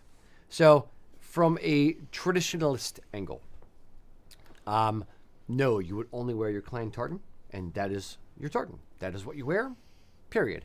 From a very, lackadaisical, angle, and frankly, from the angle a lot of Scots come from, nope, you pick the one you like. That's it. That's what you wear. Doesn't matter. So, yeah, you can do either. You don't have to stick with your clan tartan. A lot of Scottish people don't like their clan tartan. So they either pick a universal one, or they pick their mom's tartan, not their dad's, or they pick their wife's tartan because they like that one better. There's a lot of... The funniest thing that I think we've... interactions or comments we've gotten on like TikTok videos specifically, because our TikTok account goes like crazy, a lot of Scottish comments. Why are you Americans talking about kilts? This is weird. But they'll also chime in and say, it doesn't matter. No one over here cares what your tartan is. Just as long as you're wearing a kilt, that's fine. It doesn't matter if it's your clan tartan or not. Pick the one you like. Pick the colors you like. Doesn't matter. Clan tartan doesn't matter. It's all made up anyway. That kind of reaction. But then there are also people who will say, no, you wear your clan tartan. So it doesn't matter ultimately what I say, what Eric says, what they say. It's what you want to wear. So if you want to pick a universal tartan because that you are more comfortable wearing universal tartan and not wearing someone else's clan tartan, great, do that. If you want to wear only your clan tartan because you want your clothes and your tartan to mean something to you and to show a part of your family heritage, great, do that.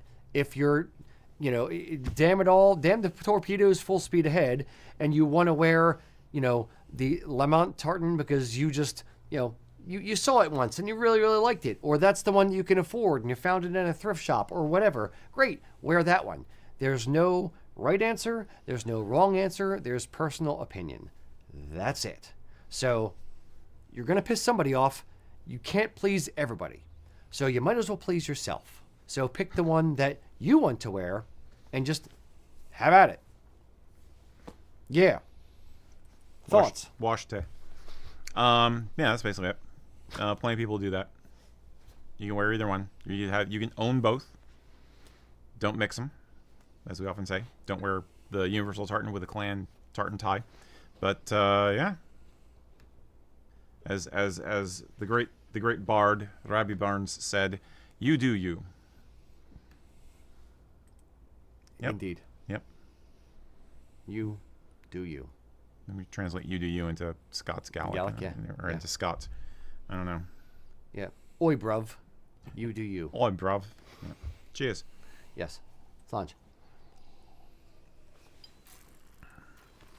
Over to you, Mr. Mac. All right. Well, before I get to the next question, you guys did get a little shout out here. So Taylor Bennett Williams, but hey, I just want to tell you guys that it was you two that really got my obsession. Mac can word today. Yeah, words. two. Words are not good with me today. That really got my obsession with Highlandware re-kickstarted, and the end result is I have been offered a full-time position at Gordon Nicholson Kilt Makers. So thank you. Nice. Congratulations. Oh, that's awesome. Nice. Congratulations. Yeah. You give us too much credit, sir. But that's fantastic. We are happy that we are the Super cool. spark, but you provide the fuel. So where's he located then? He's I'm assuming Scotland. yeah. Be my guess. Yeah. Yeah. That's a hell of a commute if he's not. Well, you do what you gotta do. But Indeed. I enjoy. Best of luck to you. Yes. And Did he say what he's doing there? Yeah. It did not. It just Okay. Okay. so Now I'm he's a curious if full-time it's, position. if it's a kilt maker or if it's a store employee. Yeah. If he's taking Nick's position over there. Yeah. The little inside humor for those who know Yeah. Nicholson's. Yes. Yes. Now I'm curious. Drop us a line sometime. Yeah. Give us some pictures. Yeah. Love to see life over there. All right. All right. So we have the Hang on. Sophisticat. They're still traveling from Kelso. Who? What? They are. It's still a commute. Sorry, they are responding as well. Got Okay. it. So it's a Okay. little bit of a lag. Got it. There's a Got little it. bit of a Mac lag. took a I'm trying to left-hand get turn caught there. back up here to you. Yes. There's it's still a commute because they're traveling from Kelso. Is Right. am I saying that right? Sure. Kelso. Sounds like Kelso to me. Yep. Okay. Yeah. But still. Yeah. Yeah. Yay. All Good right. luck in a new job. Yes. Yeah. Yes. So we have the Send all of your customers to USA Kilts. Gordon won't mind. It'll be fine. Just tell them that, look, you really, really like USA Kilts, and you're going to send all the real stuff over there. It's fine. Yes. I'm sure you won't be fired immediately. So we have the sophisticated gent asking, I have a question about great Pinky needs to be kilts. out now. My pinky needs to be out. Sophisticated. My Yes. pinky's natural, yeah. So. I have a question about great kilt that's 4 yards, but it's too short for me. Can I still wear it low waisted? I'm thinking of a 10-yard great kilt. 10 yards. So they have a great kilt that's 4 yards, but it's too short. Short length or short height? Width-wise, yeah. Short And how for me. tall, Can he wear it how tall low, is this he gentleman? said. Wear it low waist. So it doesn't say. He doesn't say that. Okay, if you can say how tall he is, that would be helpful. But What's his name? The sophisticated gent. Mr. Sophisticated. Mr. Gent. Mr. Gent, if you will. Yes. Sophie, if I may. Yes. Tell us in the comments, quickly, so we can get back to you. Do you mean 4 yards and you want to wear it lower on your body, or 4 yards and it's not enough? That's why you're talking about a 10-yard kilt. That's what we need to know. So we did find an answer here. Okay. Since he's 6'3", Okay. 6'3" and a half-inch tall. Okay. Mr. Gent, you're screwed. He is not screwed. We've talked about this before about The, splicing to get more width. We had this very question like a month or two ago about tall people and dealing with great kilts. So What I would say is start with looking at Martin Mills cloth or Strathmore 13 ounce, because those are both 60 inches wide on the bolt, versus House of Edgar double width is 54, 55 inches wide. Loch Heron's going to be 54 at double width. So you want to pick a mill and a fabric that is a little bit wider, because you can get an extra 6 inches or 5 to 6 inches out of the bolt of cloth to be able to get it up over your shoulder or up over the head a little bit, potentially. The taller you are, the more difficult that is. Yes. Is there a way to get a longer width? Sure, maybe buy single width cloth and splice it together in the middle. Not a great option, but and it could potentially be more money or will be more money. That's an option as well. Not ideal. Going from 4 yards to 10 yards, that's a hell of a jump. Did he say what his waist measurement was? Or no? No, we did not see that. But yeah, there's a big difference between the width of the fabric off the bolt versus the yardage. Yeah. More yardage is not really the solution to your problem. Yeah. Unless he cuts it at 5 yards and makes it 120 inches could, wide. but then that's yeah, it's too wide. yeah, it's a tent. Yeah. So It's worth noting. I don't know if you're trying to wear this in a modern casual fashion, or if you're wearing it in a historical reenactment context. Do you remember that whereas it might look like it's too short on you lengthwise, like it's riding up above your knee? Well, guess what? That's how they wore them. So if you've got some knee showing for a historical thing, that's not that's not an issue. So I would also recommend, there are lots and lots of great kilt wearers on the Kilts and Culture Facebook group, both doing it historically and also as a modern fashion. So you can totally get some more input from people who do it on a regular basis. There might be a different way you can wrap it that might help a little bit. I don't wear them very often myself. I hardly ever wear them. So I am not the one to ask, but we do have people for that. So check out your brothers online. They should be able to give you a hand. I would also say this. Depends on if you want to wear it down or up. Exactly. If you're trying to, do the wear thing. the great kilt and wrap it around to connect over the shoulder, you might be able to get it to like just barely meet, depending on your height. If you're trying to pull it up over your shoulder and over the head like a full cloak, then you're going to need a little bit more fabric. Yeah. But if you're just wearing it casually and you want to wear it down in the back, a la like Albanach wears it, or Jonathan Kennedy, who's been a kilt ambassador. I got the modern casual way. Yeah, if you're going to wear it that way and have it down, then you'll probably be okay. It doesn't really matter what the length is. Right. Yeah. So, good luck. Yeah. Cheers.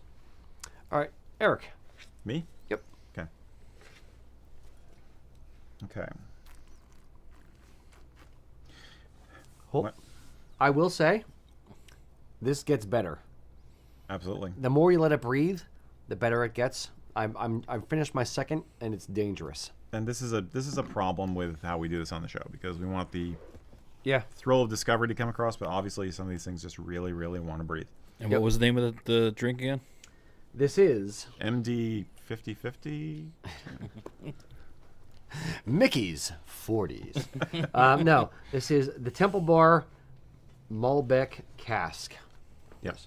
14-year. Yep, 14 year. Good stuff. Okay.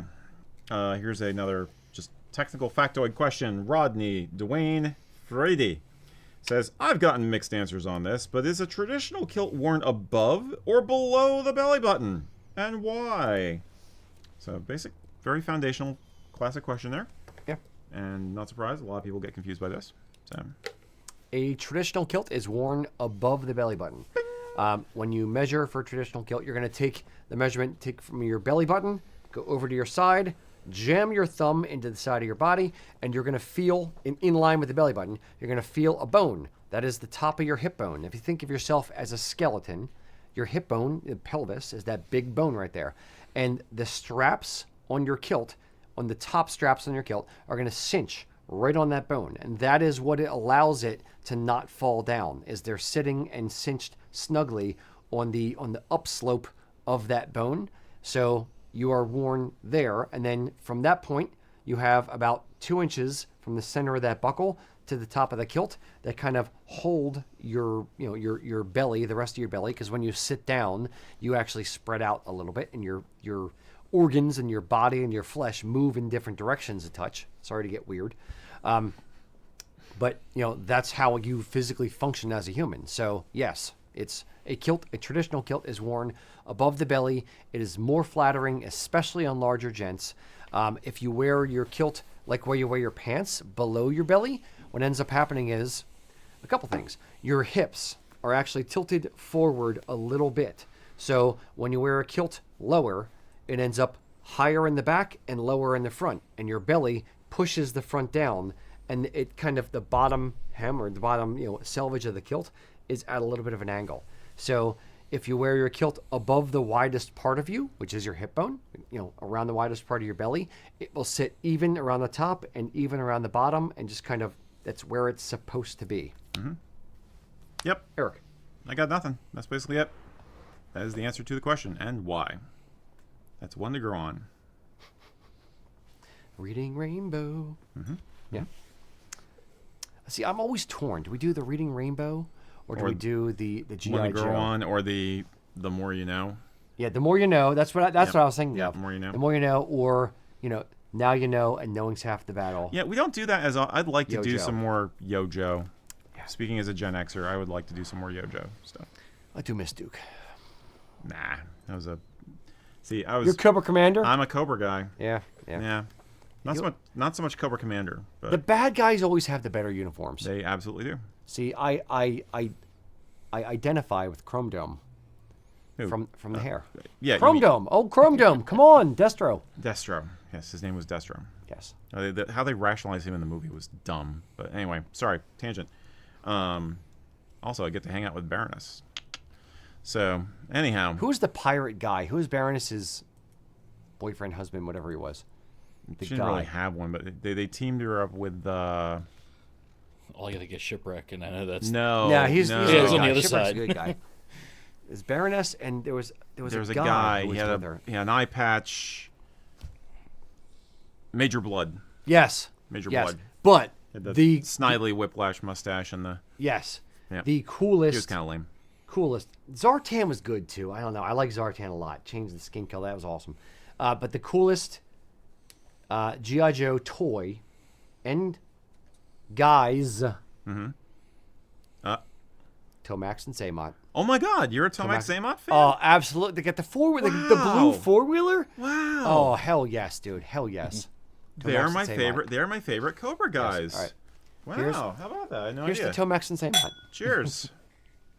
Cobra. Boy, you work with a guy for like a decade and the things you don't know. And for the record, it's Cobra. Well, I was holding a scotch glass. Oh, fair. Okay. Yes, indeed. Yeah, they were pretty awesome. Snake Eyes was good. Snake Eyes was awesome. or- Storm Shadow. Storm Shadow, yeah. Yep, Yeah. He was awesome. Yep. All right. Destro had the best dialogue, though. Okay. I like the Dreadnoughts, though. And The Dreadnoughts. Oh, they're the just. Dreadnoughts and Zartan. Zartan was That basically good. Bruce Dickinson, okay? They just was like, we need somebody who looks like Bruce Dickinson from Iron Maiden. Yeah. What? It's true. Victor, He had a hoodie without having a sweatshirt. Like, no, how awesome is that? Victor just put on here. This is the last thing I thought I'd hear discussed today.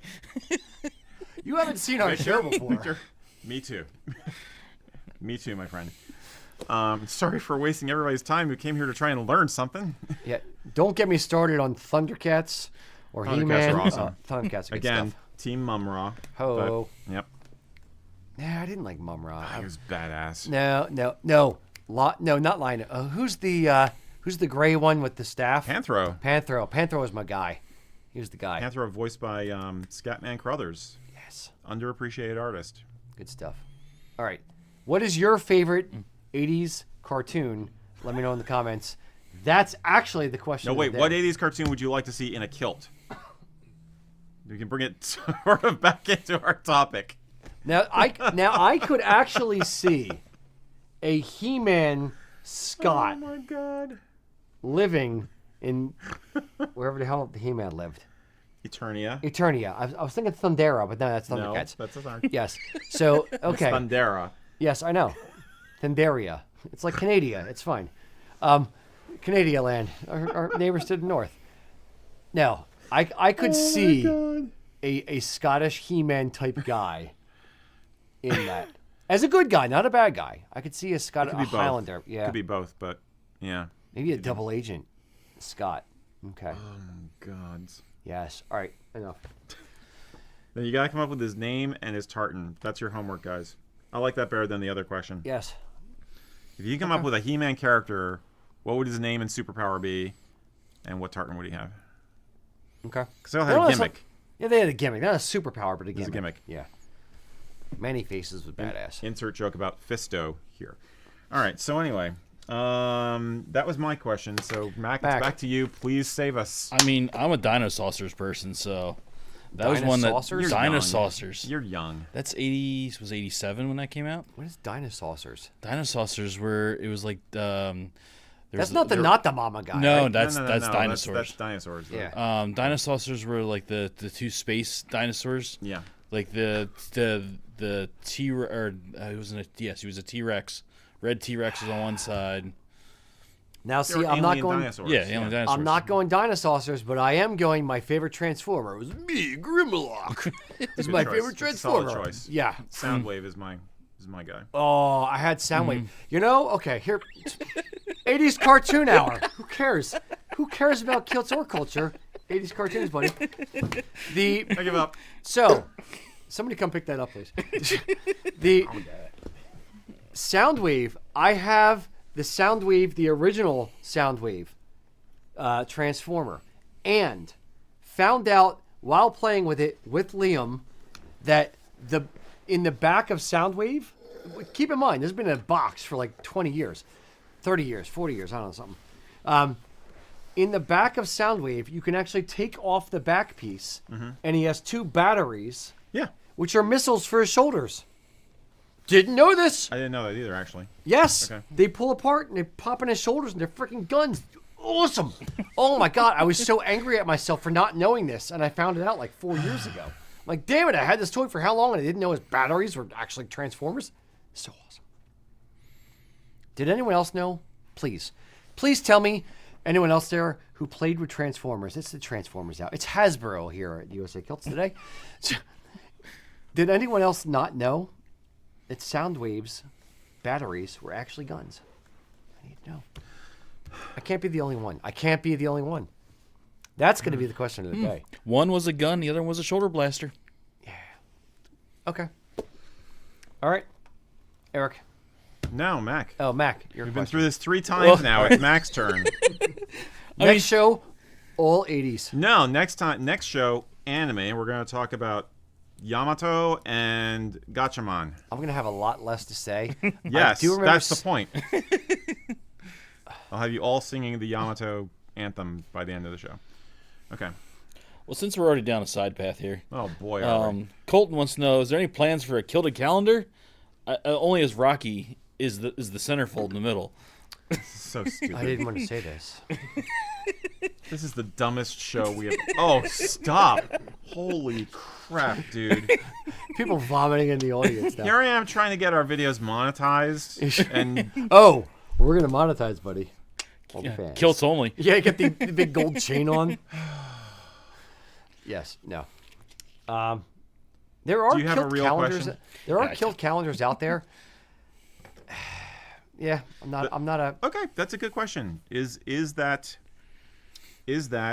stereotyping and objectifying and a mockery of the culture, or is it just a lighthearted appreciation on another level?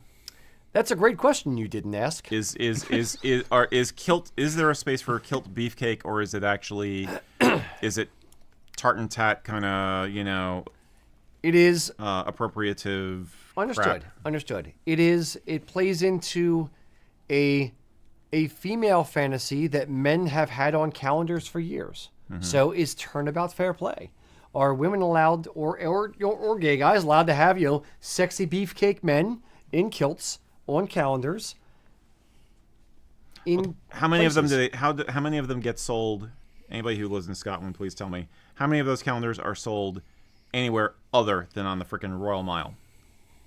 To anyone other than tourists. That's what I'd like to I know. don't think anyone in Scotland would buy one That's to my know. point. That's my point. Correct. It would be just, it's a bit of shtick. It is definitely shtick. Yeah. It's So a way to sell calendars. Who the hell wants to buy, just a generic calendar? It's the end of the year. You're trying to make, it's marketing. You're trying to have your thing stand apart. Here, how can I sell more calendars to ladies? Have a Put- thing stand apart, obviously. Put sexy men with hairy chests on your calendar. I'm not sexy, but I do have a hairy chest. It's a sweater. I think my joke was better, but anyway. Yeah. So, yeah, I mean, well, it's like romance book covers. So Yeah. romance novels. Yeah. All the we make jokes constantly about the Highlander, romance novels. Yeah. and stuff. I wonder how many of those sell in Scotland also. But yeah, I don't know. I mean, I guess I'm probably making an issue where there really isn't one. Probably nobody actually cares, and it's fine. But I do find it odd sometimes. You know, I mean, it's a weird kind of it's on one level it's a cliche, on one level it's a stereotype, on another level it's an ideal, because we always talk about how, like, you know, the strength of the Scottish character, and a man in a kilt is a man and a half, and there is something inherently manly about the kilt. So it's like, It's the confidence. Yeah. it is the confidence. Yeah. You know. I am not going to question why women find it sexy. Mm-hmm. It is to them. Great. Mm-hmm. If it is, great. If you want to buy a calendar with it, great. Mm-hmm. It's Okay. we sell kilts. I want them to be sexy. I want guys to look good in kilts. So sure. Sure. Yep. I mean, Indeed. didn't we get a calendar? Wasn't it from like a fire department that we did kilts for? That, Yeah. Yeah. Like And they will do them as fundraisers. Yeah, that was a fundraiser, and I don't from my memory, I don't think I'm remembering it wrong, but those were like normal. They were just out doing like normal tasks. Like the one guy had a dog. Like he wasn't like, He was answering emails. but it wasn't like a sexy type calendar. It was just them. Well, they were all topless. It's. I was out just checking my watch. Topless. Which way is the library? Over there. Yeah. It's that way. I'm gonna pay my taxes. I don't know. Yeah. We Sure. should probably do a show on tartan tat and tourist culture and all that kind of stuff at some point. But Yeah. anyhow, all right, I'm done. That's a good point. All right, Yeah, I'll Mac, stop. give Go me ahead, another Mac. one. All right, so we have Richard asking, is the shillelagh an acceptable accessory to use while wearing a kilt? Sure. Sure. It's a walking stick. It's help you walk. If you have to walk while wearing a kilt, sure. If you're going to be hiking and you want a little bit of extra stability, sure. If you want to, beat the odd intruder, sure. Yeah.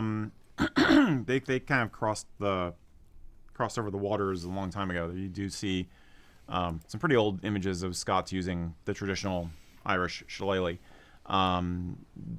Treat yourself to a good one if you're gonna get one. Don't buy that cold steel piece of crap that's out there, that resin one.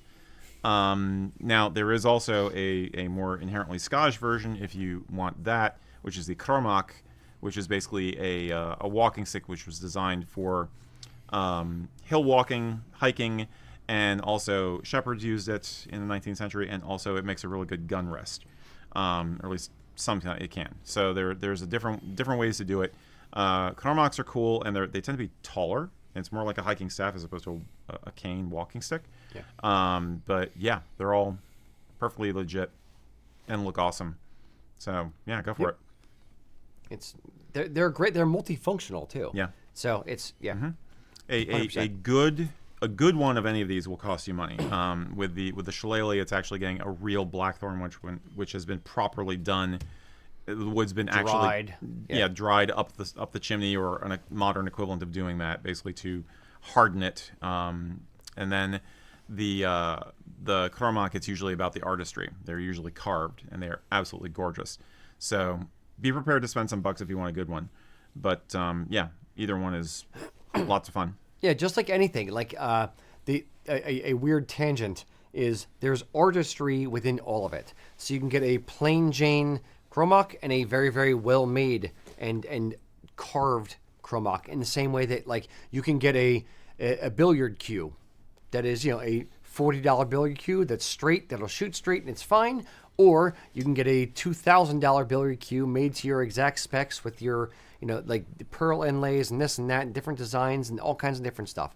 So you can, it's the thing I've said before is it's fun to play with the artistry of the thing and take it beyond just a utilitarian thing, just a utilitarian walking stick or Cormac or blackthorn stick, and make it into a work of art that also serves a function, serves a purpose. Yeah, absolutely. There was a Scottish fighting staff. I cannot remember the name of it though, but specifically a piece of oak or hardened wood that was used as a fighting staff, but I cannot for the life of me remember what the name is. Somebody out there probably knows what it is. But yeah, it's all good. So Go for it. Sure, absolutely. That was a short one. All right. Do you want me to do another one, or should I do one? Yes. Okay. Gonna do rock paper scissors, but okay. Food again. Paul Smith wanted to know, when you're serving haggis and making neeps and tatties to go with it, do most people mix the haggis with the neeps and tatties, or do they separate the haggis from the vegetables? This is a quick question. Yes. If No. you are Maybe. 6 and you need your food not to touch on the plate, I might suggest one of those plates with like separate dividers areas. That could help. Yeah. But no, you don't like serve it like a shepherd's pie. I will go on my rant again about shepherd's pies. You don't separate all the thing, or you don't have to mix all the things together as you cook them. You cook them separately. You put them on the plate. Now, I will say, I'll put shepherd's pie to the side for a sec. When I have turkey and corn and mashed potatoes, here's what I do. I don't care. Shut up. Take the mashed potatoes, a little spoonful of that. You squish it onto the corn. Corn and mashed potatoes together. Nice crunch, good flavor, good taste, good mouthfeel. Indeed. Why does nobody talk about the mouthfeel? Mouthfeel is an underappreciated art. It's an art. So, we're off the rails. It's fine. I should have skipped that question. I totally should have skipped that question. You should have. Too late. But no, you can mix the things together. You can have but seriously. one bite of this, bite of that, bite of that. You can mix them together. There's no right way to eat a Reese's. There's no right way to eat your haggis. Just do it. Yeah. Shove it down your gullet. May I? Or don't, and take your time to appreciate it and enjoy it. As long as there has been haute cuisine and good restaurants in Scotland, people have been finding other ways to serve haggis. There are as many styles of combining neeps and tatties and the whiskey sauce with the haggis as there are ways of simply just making a nice arrangement on a plate. How you do it is up to you. No rules. Definitely a lot of artistry in it these days. And again, personally, I'm a fan of when the haggis is fried, like we were talking about earlier. I love that with the crust on it. Delicious. Or just, reheated so you get some nice crispy bit on top. But the neeps and tatties and the whiskey sauce are what you make of them. You can do whatever you want. It's fine. I was gonna say with the whiskey sauce, you need a little artisanal, little whiskey sauce, little Do drizzle. a swirl. There, yep, little swirl, little drizzle on the mashed as well as the Little parsley. The tatties, yes. So Ready? Hold on. right, 1, 2, 3. Indeed. There's the binge thumbnail. Yes. Bay. Yeah. Yep. Indeed, yes. God damn it, with the food again. With I'm our starving. Luck, with our luck, that or the 80s cartoon post will be the one that pushes up over the numbers and we actually Yes. finally get the freaking YouTube silver plaque. Yeah. If you watch these videos, please share them with people because it bugs the heck out of me that we haven't broken out of this bubble yet. I don't understand. I literally have zero I want my plaque. understanding about why we've gone more on TikTok, okay on Facebook, YouTube, still like 33,000. This is crazy to me. I have no idea why. It is my dying wish. I don't want to die anytime soon. Well, I'm not going to be able to unless it's we get only a a freaking paycheck, silver so plaque. don't do that. All right, fair enough. I'll try not to die. I want the silver play button. That is my goal in life, is to have the silver play button. I don't know why. I'm obsessed with getting a silver play button. Please. For me, it's just that I am proud of what this team produces. Yes. And Yes. I would like to hope that more people get to appreciate it. I'm selfish. I want a silver play button. Well, yeah, that's what I mean. But that's the point. The play button is kind of a It's tangible- validation. It's validation. Yes, Yeah. indeed. As trivial as that sounds. Indeed. Mac, rescue us again, please. Now, he had something he wanted to add. No, I was going to add to the whole shepherd's pie haggis thing. What happens if we do a pierogi haggis? Mixing it up a little bit. Now, I'm assuming you're, Off you're your bringing inspiration. in, yes, my delicatessen. Are you frying it or boiling it? I'd rather You gotta fry fry it. the pierogi. Yeah. Yeah. In that case, yeah. Yes. Well, then again, might as well put haggis into a Welsh pasty then. I think the flakier, crustier crust would be better than the pasta type. No, you need bite size. You need to Pierogi. pop 'em. Just can't stop. Now, the shepherd's pie pierogi, invented by yours truly, and bastardized of traditional Polish food. Yes, shepherd's pie pierogis are a thing in our family because I made it so. My Scottish father-in-law fought had he and I teamed up to have shepherd's pie pierogis against my Polish mother-in-law, much to their horror. It is a good thing. It is a beautiful thing. I kind of like the idea of haggis pierogies. Haggis, yeah.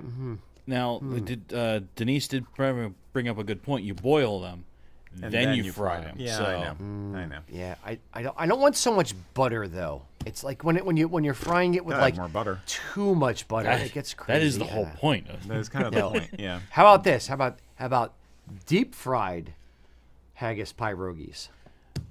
And then, are you dipping them in sour cream, or are you just dipping them in another, like, iron brew sauce of sorts? No, okay, hold on. Oh my god. I have been chastised by my Polish side of my wife's family. Kilts and culture, folks.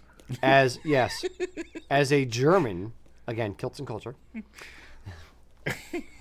Deep fried pierogies. Deep fried, like Mrs. T's, good stuff. Don't care, like Mrs. T's. I like Mrs. T's. Deep fried pierogies with mustard, yellow mustard. Mm-hmm. Bringing in the German thing. They will not have it. They think this is sacrilegious. They will disown me. Don't care. Mustard with pierogies. Deep fried pierogies, like the crispy. If it's the butter, Sure. nah. You can't do.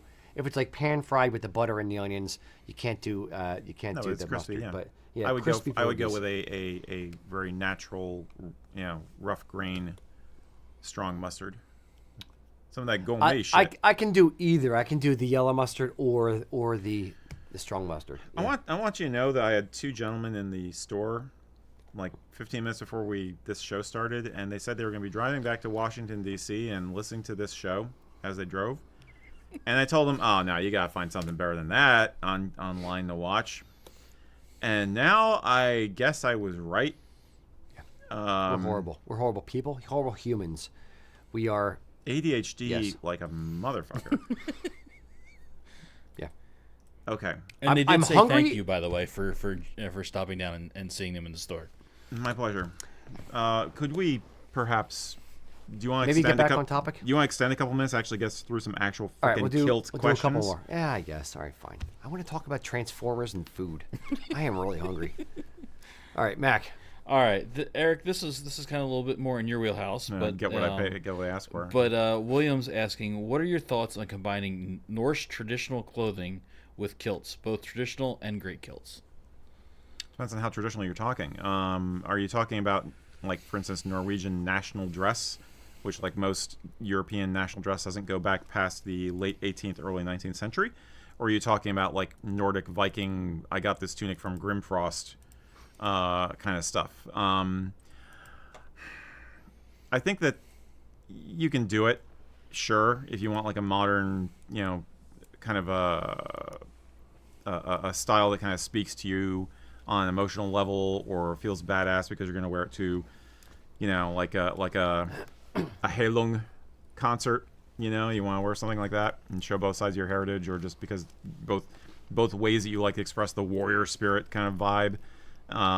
Then sure. I don't personally care for it. Because again, in the pop culture of right now in the United States, you've got the whole quote unquote Viking thing, and that is basically going off of like 8th through 11th century archaeologically based Scandinavian, aka Viking medieval clothing. So you're talking about tunics, maybe some different shirts designed. Like there was I forget. There's a shirt design. I'm not remembering the name. My wife will tell me later. That stuff is fine, but they never wore kilts. Okay. Yes, the word kilt may be etymologically related to the word kjelti, which is Old Norse for to wrap around, but that doesn't necessarily people will be like, aha, see, the Vikings brought kilts to Scotland. It's like, no, they just Nope. It's just a word. They described a thing they saw. Yeah, or they describe the thing you do with a mantle. You know, the typical blanket, aka used as a cloak, but it was untailored, so blanket thing that they wore. Just don't go too far. Don't make it stupid. I would not wear a tunic over a kilt. That would look dumb. If you're going to use a tunic, like, again, doing the Viking thing, tuck it into the kilt. You know, it's going to look fine. You're going to look like something out of a movie. So, again, we're talking about a modern, fantastical, you know, kind of this is a vibe I want kind of a thing, not anything historical or traditional to either culture.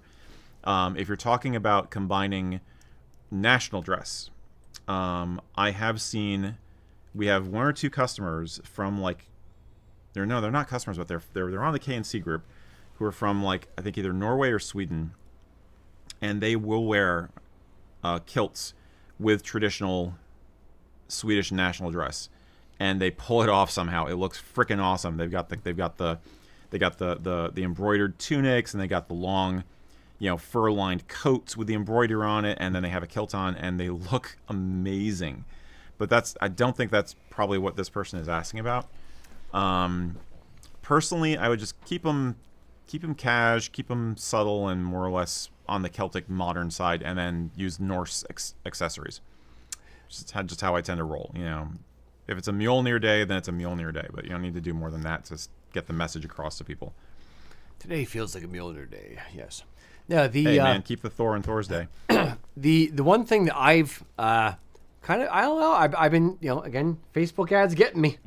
The one thing I've seen recently is like the Icelandic sweaters. Yeah, By an Icelandic company with, you know, it has like kind of a neat pattern that's just like up top. Yeah. Or like different designs that wouldn't necessarily clash with the kilt. It could work together. So in that way, there's precedent for that. Sure, yes, there's precedent for that. The Fair Isle stuff could work with a sweater. Yep. Guess where the people who settled there came from. So yeah, but that's what I mean. Like that's a knitting style. Those are knitting styles that were developed in the 19th century, and where yeah, people wore them but together. It still speaks to the heritage, is my point. It does, yes. So I could see that. I've been toying around with it. I don't know. If you're if you're talking in a modern context, I think you could do it. But I got the impression they're looking for more of a Historical, great kilty looking thing. dare I say, spiritual kind of a vibe. But No, if they mean modern, then yeah, there's all kinds of things. for him, he said it's not a historical recreation, more modern. Yeah. Then, yep. Do a Fair Isle sweater or some kind of Icelandic sweater, something like that, with the pattern that doesn't Norwegian fight sweaters it. are the Norwegian best. sweater, yeah. Something with, you know, pattern up top, but I'd say, you know, essentially like, you know, nipple level down, plain, but, you know, a little bit of pattern up top. To my eye, looks Could look good, pretty cool. acceptable, and cool. But if it's don't do big horizontal stripes, that looks weird with a kilt, but something that looks like kind of a collar kind of thing. Yep. Yeah. If you want to get more base level, then remember that the two most common colors in most of the Scandinavian art we see were either red or blue or black. I mean, you see both of those colors as typical polychrome colors on runestones, and they're just traditional colors that people liked, and they were popular probably because of what the dyes that were available. If you look at Sami clothing, it's always blue and red, almost always blue and red, and it's because it's part of the environment. So that's another way to play it. Go with the color schemes. But yeah, man, I would a black T-shirt and some good silver jewelry, and your kilt is all you need to kind of mix the cultures in a cool, kind of badass way. What we're talking about is a little bit more sophisticated.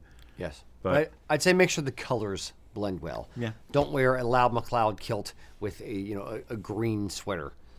Make sure that the colors that you're wearing in the kilt match the color in the sweater. It's probably easier if you have a particular kilt or you have a clan tartan, then I'd say start with that and then look for a sweater to match it versus vice versa. yeah, like get the Nordic Heritage tartan kilt and get a real nice Norwegian sweater to go with that.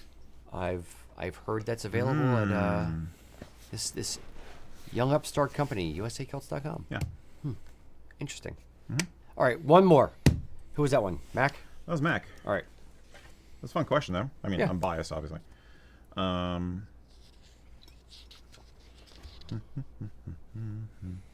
Okay. This question was from Jill Rosenthal, who is a mom. Jill said her son wants to get a 5-yard kilt. Wants to get a real kilt. However, he has a problem. He drops anywhere between 30 and 40 pounds in a year. I'm assuming we're talking weight fluctuation, probably due to athletics or something. So what should he do? What is the best approach with a young person? I'm assuming older teenager, probably an athlete. Yeah, 30 or 40 pounds a year. Or he's a roofer, and in summer, Okay. he Yeah, like that's he true. drops a ton That's of weight true. because he's sweating his butt off, and then Yeah. winter he hibernates and puts on weight. I don't know. Hey man, it's a good thing to do. There's two ways we can kind of go with it. One, trying to bridge the gap, or two, get 2 kilts. If you're gonna do, if you're trying to bridge the gap, then I would say, not that I want to make you wait a year for a kilt, but measure yourself at your widest, measure yourself at your skinniest. Maybe get a kilt somewhere in between the two, and then get extender straps for when you get too big. Maybe a way to do it. The other way that I think about things, having lost a bit of weight myself recently, the thing I would say is, just like, I'm sure if he loses 30 or 40 pounds in a year, he has jeans that he wears for when he's bigger and jeans for when he wears when he's smaller. So he's got skinny jeans and he's got fat jeans. You may need a skinny kilt and a fat kilt. You may need 2. You want to have something that fits you when you are at your skinniest and something that fits you well when you're at your biggest. It's just the nature of your body is moving. Your body is growing and expanding and contracting. You're going to have to account for that. How do you account for it? One way is, 2 things to fit both sizes, or 1 thing to fit all sizes, but that's never going to be great and perfect unless you're at that exact middle weight. Does that make sense? Yeah. I mean, you do have flexibility on the kilt because of, as we talked about, the straps. We, at the very least, try to make them so that you're falling on the middle hole or close to it, when you get the kilt. So you have some flexibility either direction. It's a little bit of help there. Similarly, on our low-end stuff, you have, the casual kilts, you have the Velcro, so you can, cheat that one way or the other. I'm kind of hoping, now this is, I don't have a lot of data here, but I think it's more likely that the weight is on during the winter and off during the summer. Yeah. I could be wrong, but if that is the case, then there's something to be said for the fact that the wool kilt is nicer to have in cooler weather anyway. So maybe that becomes the kilt that you have for the heavier time of the year, which is very likely, I would think, the cooler time of the year. It's also the time when you're more likely to have formal events or nice events you want to wear the kilt to. Proms, other dances, holidays, everything from St. Andrews through Burns Night, the whole holiday season. It's all in the cool time of the year. So having the wool kilt fit him at that time of the year is going to be more important. And then a casual kilt, if budget allows it, if budget allows it, like a polyviscose or kilt of some kind that you can wear for the rough and tumble days of the hot summer would be the other way to go. Festivals, beer swilling, Yeah, so regardless of a weight loss or weight gain situation, that's something we often recommend to guys anyway who want to have both ways to go based on the environment. Make sense? Yeah, 100%. I'm not trying to say you should spend more money, but it might actually be good to spend a little more money. It's if you want, there's different horses for different courses, and there's the right way to do it, and there's the way to kind of do it and try to cheat it. If money's the main factor, then try to cheat it. Yeah. If money is less of a factor, or he really gets into it, or maybe a Christmas gift, maybe something, it's that time of year. Maybe ask for, and again, Crowdsource. not necessarily, outsource, crowdsource your kilts. So whether it's us or another company, doesn't matter. If you ask your son, what company do you want to get your kilt from? Okay, company X. I won't even say our name, company X.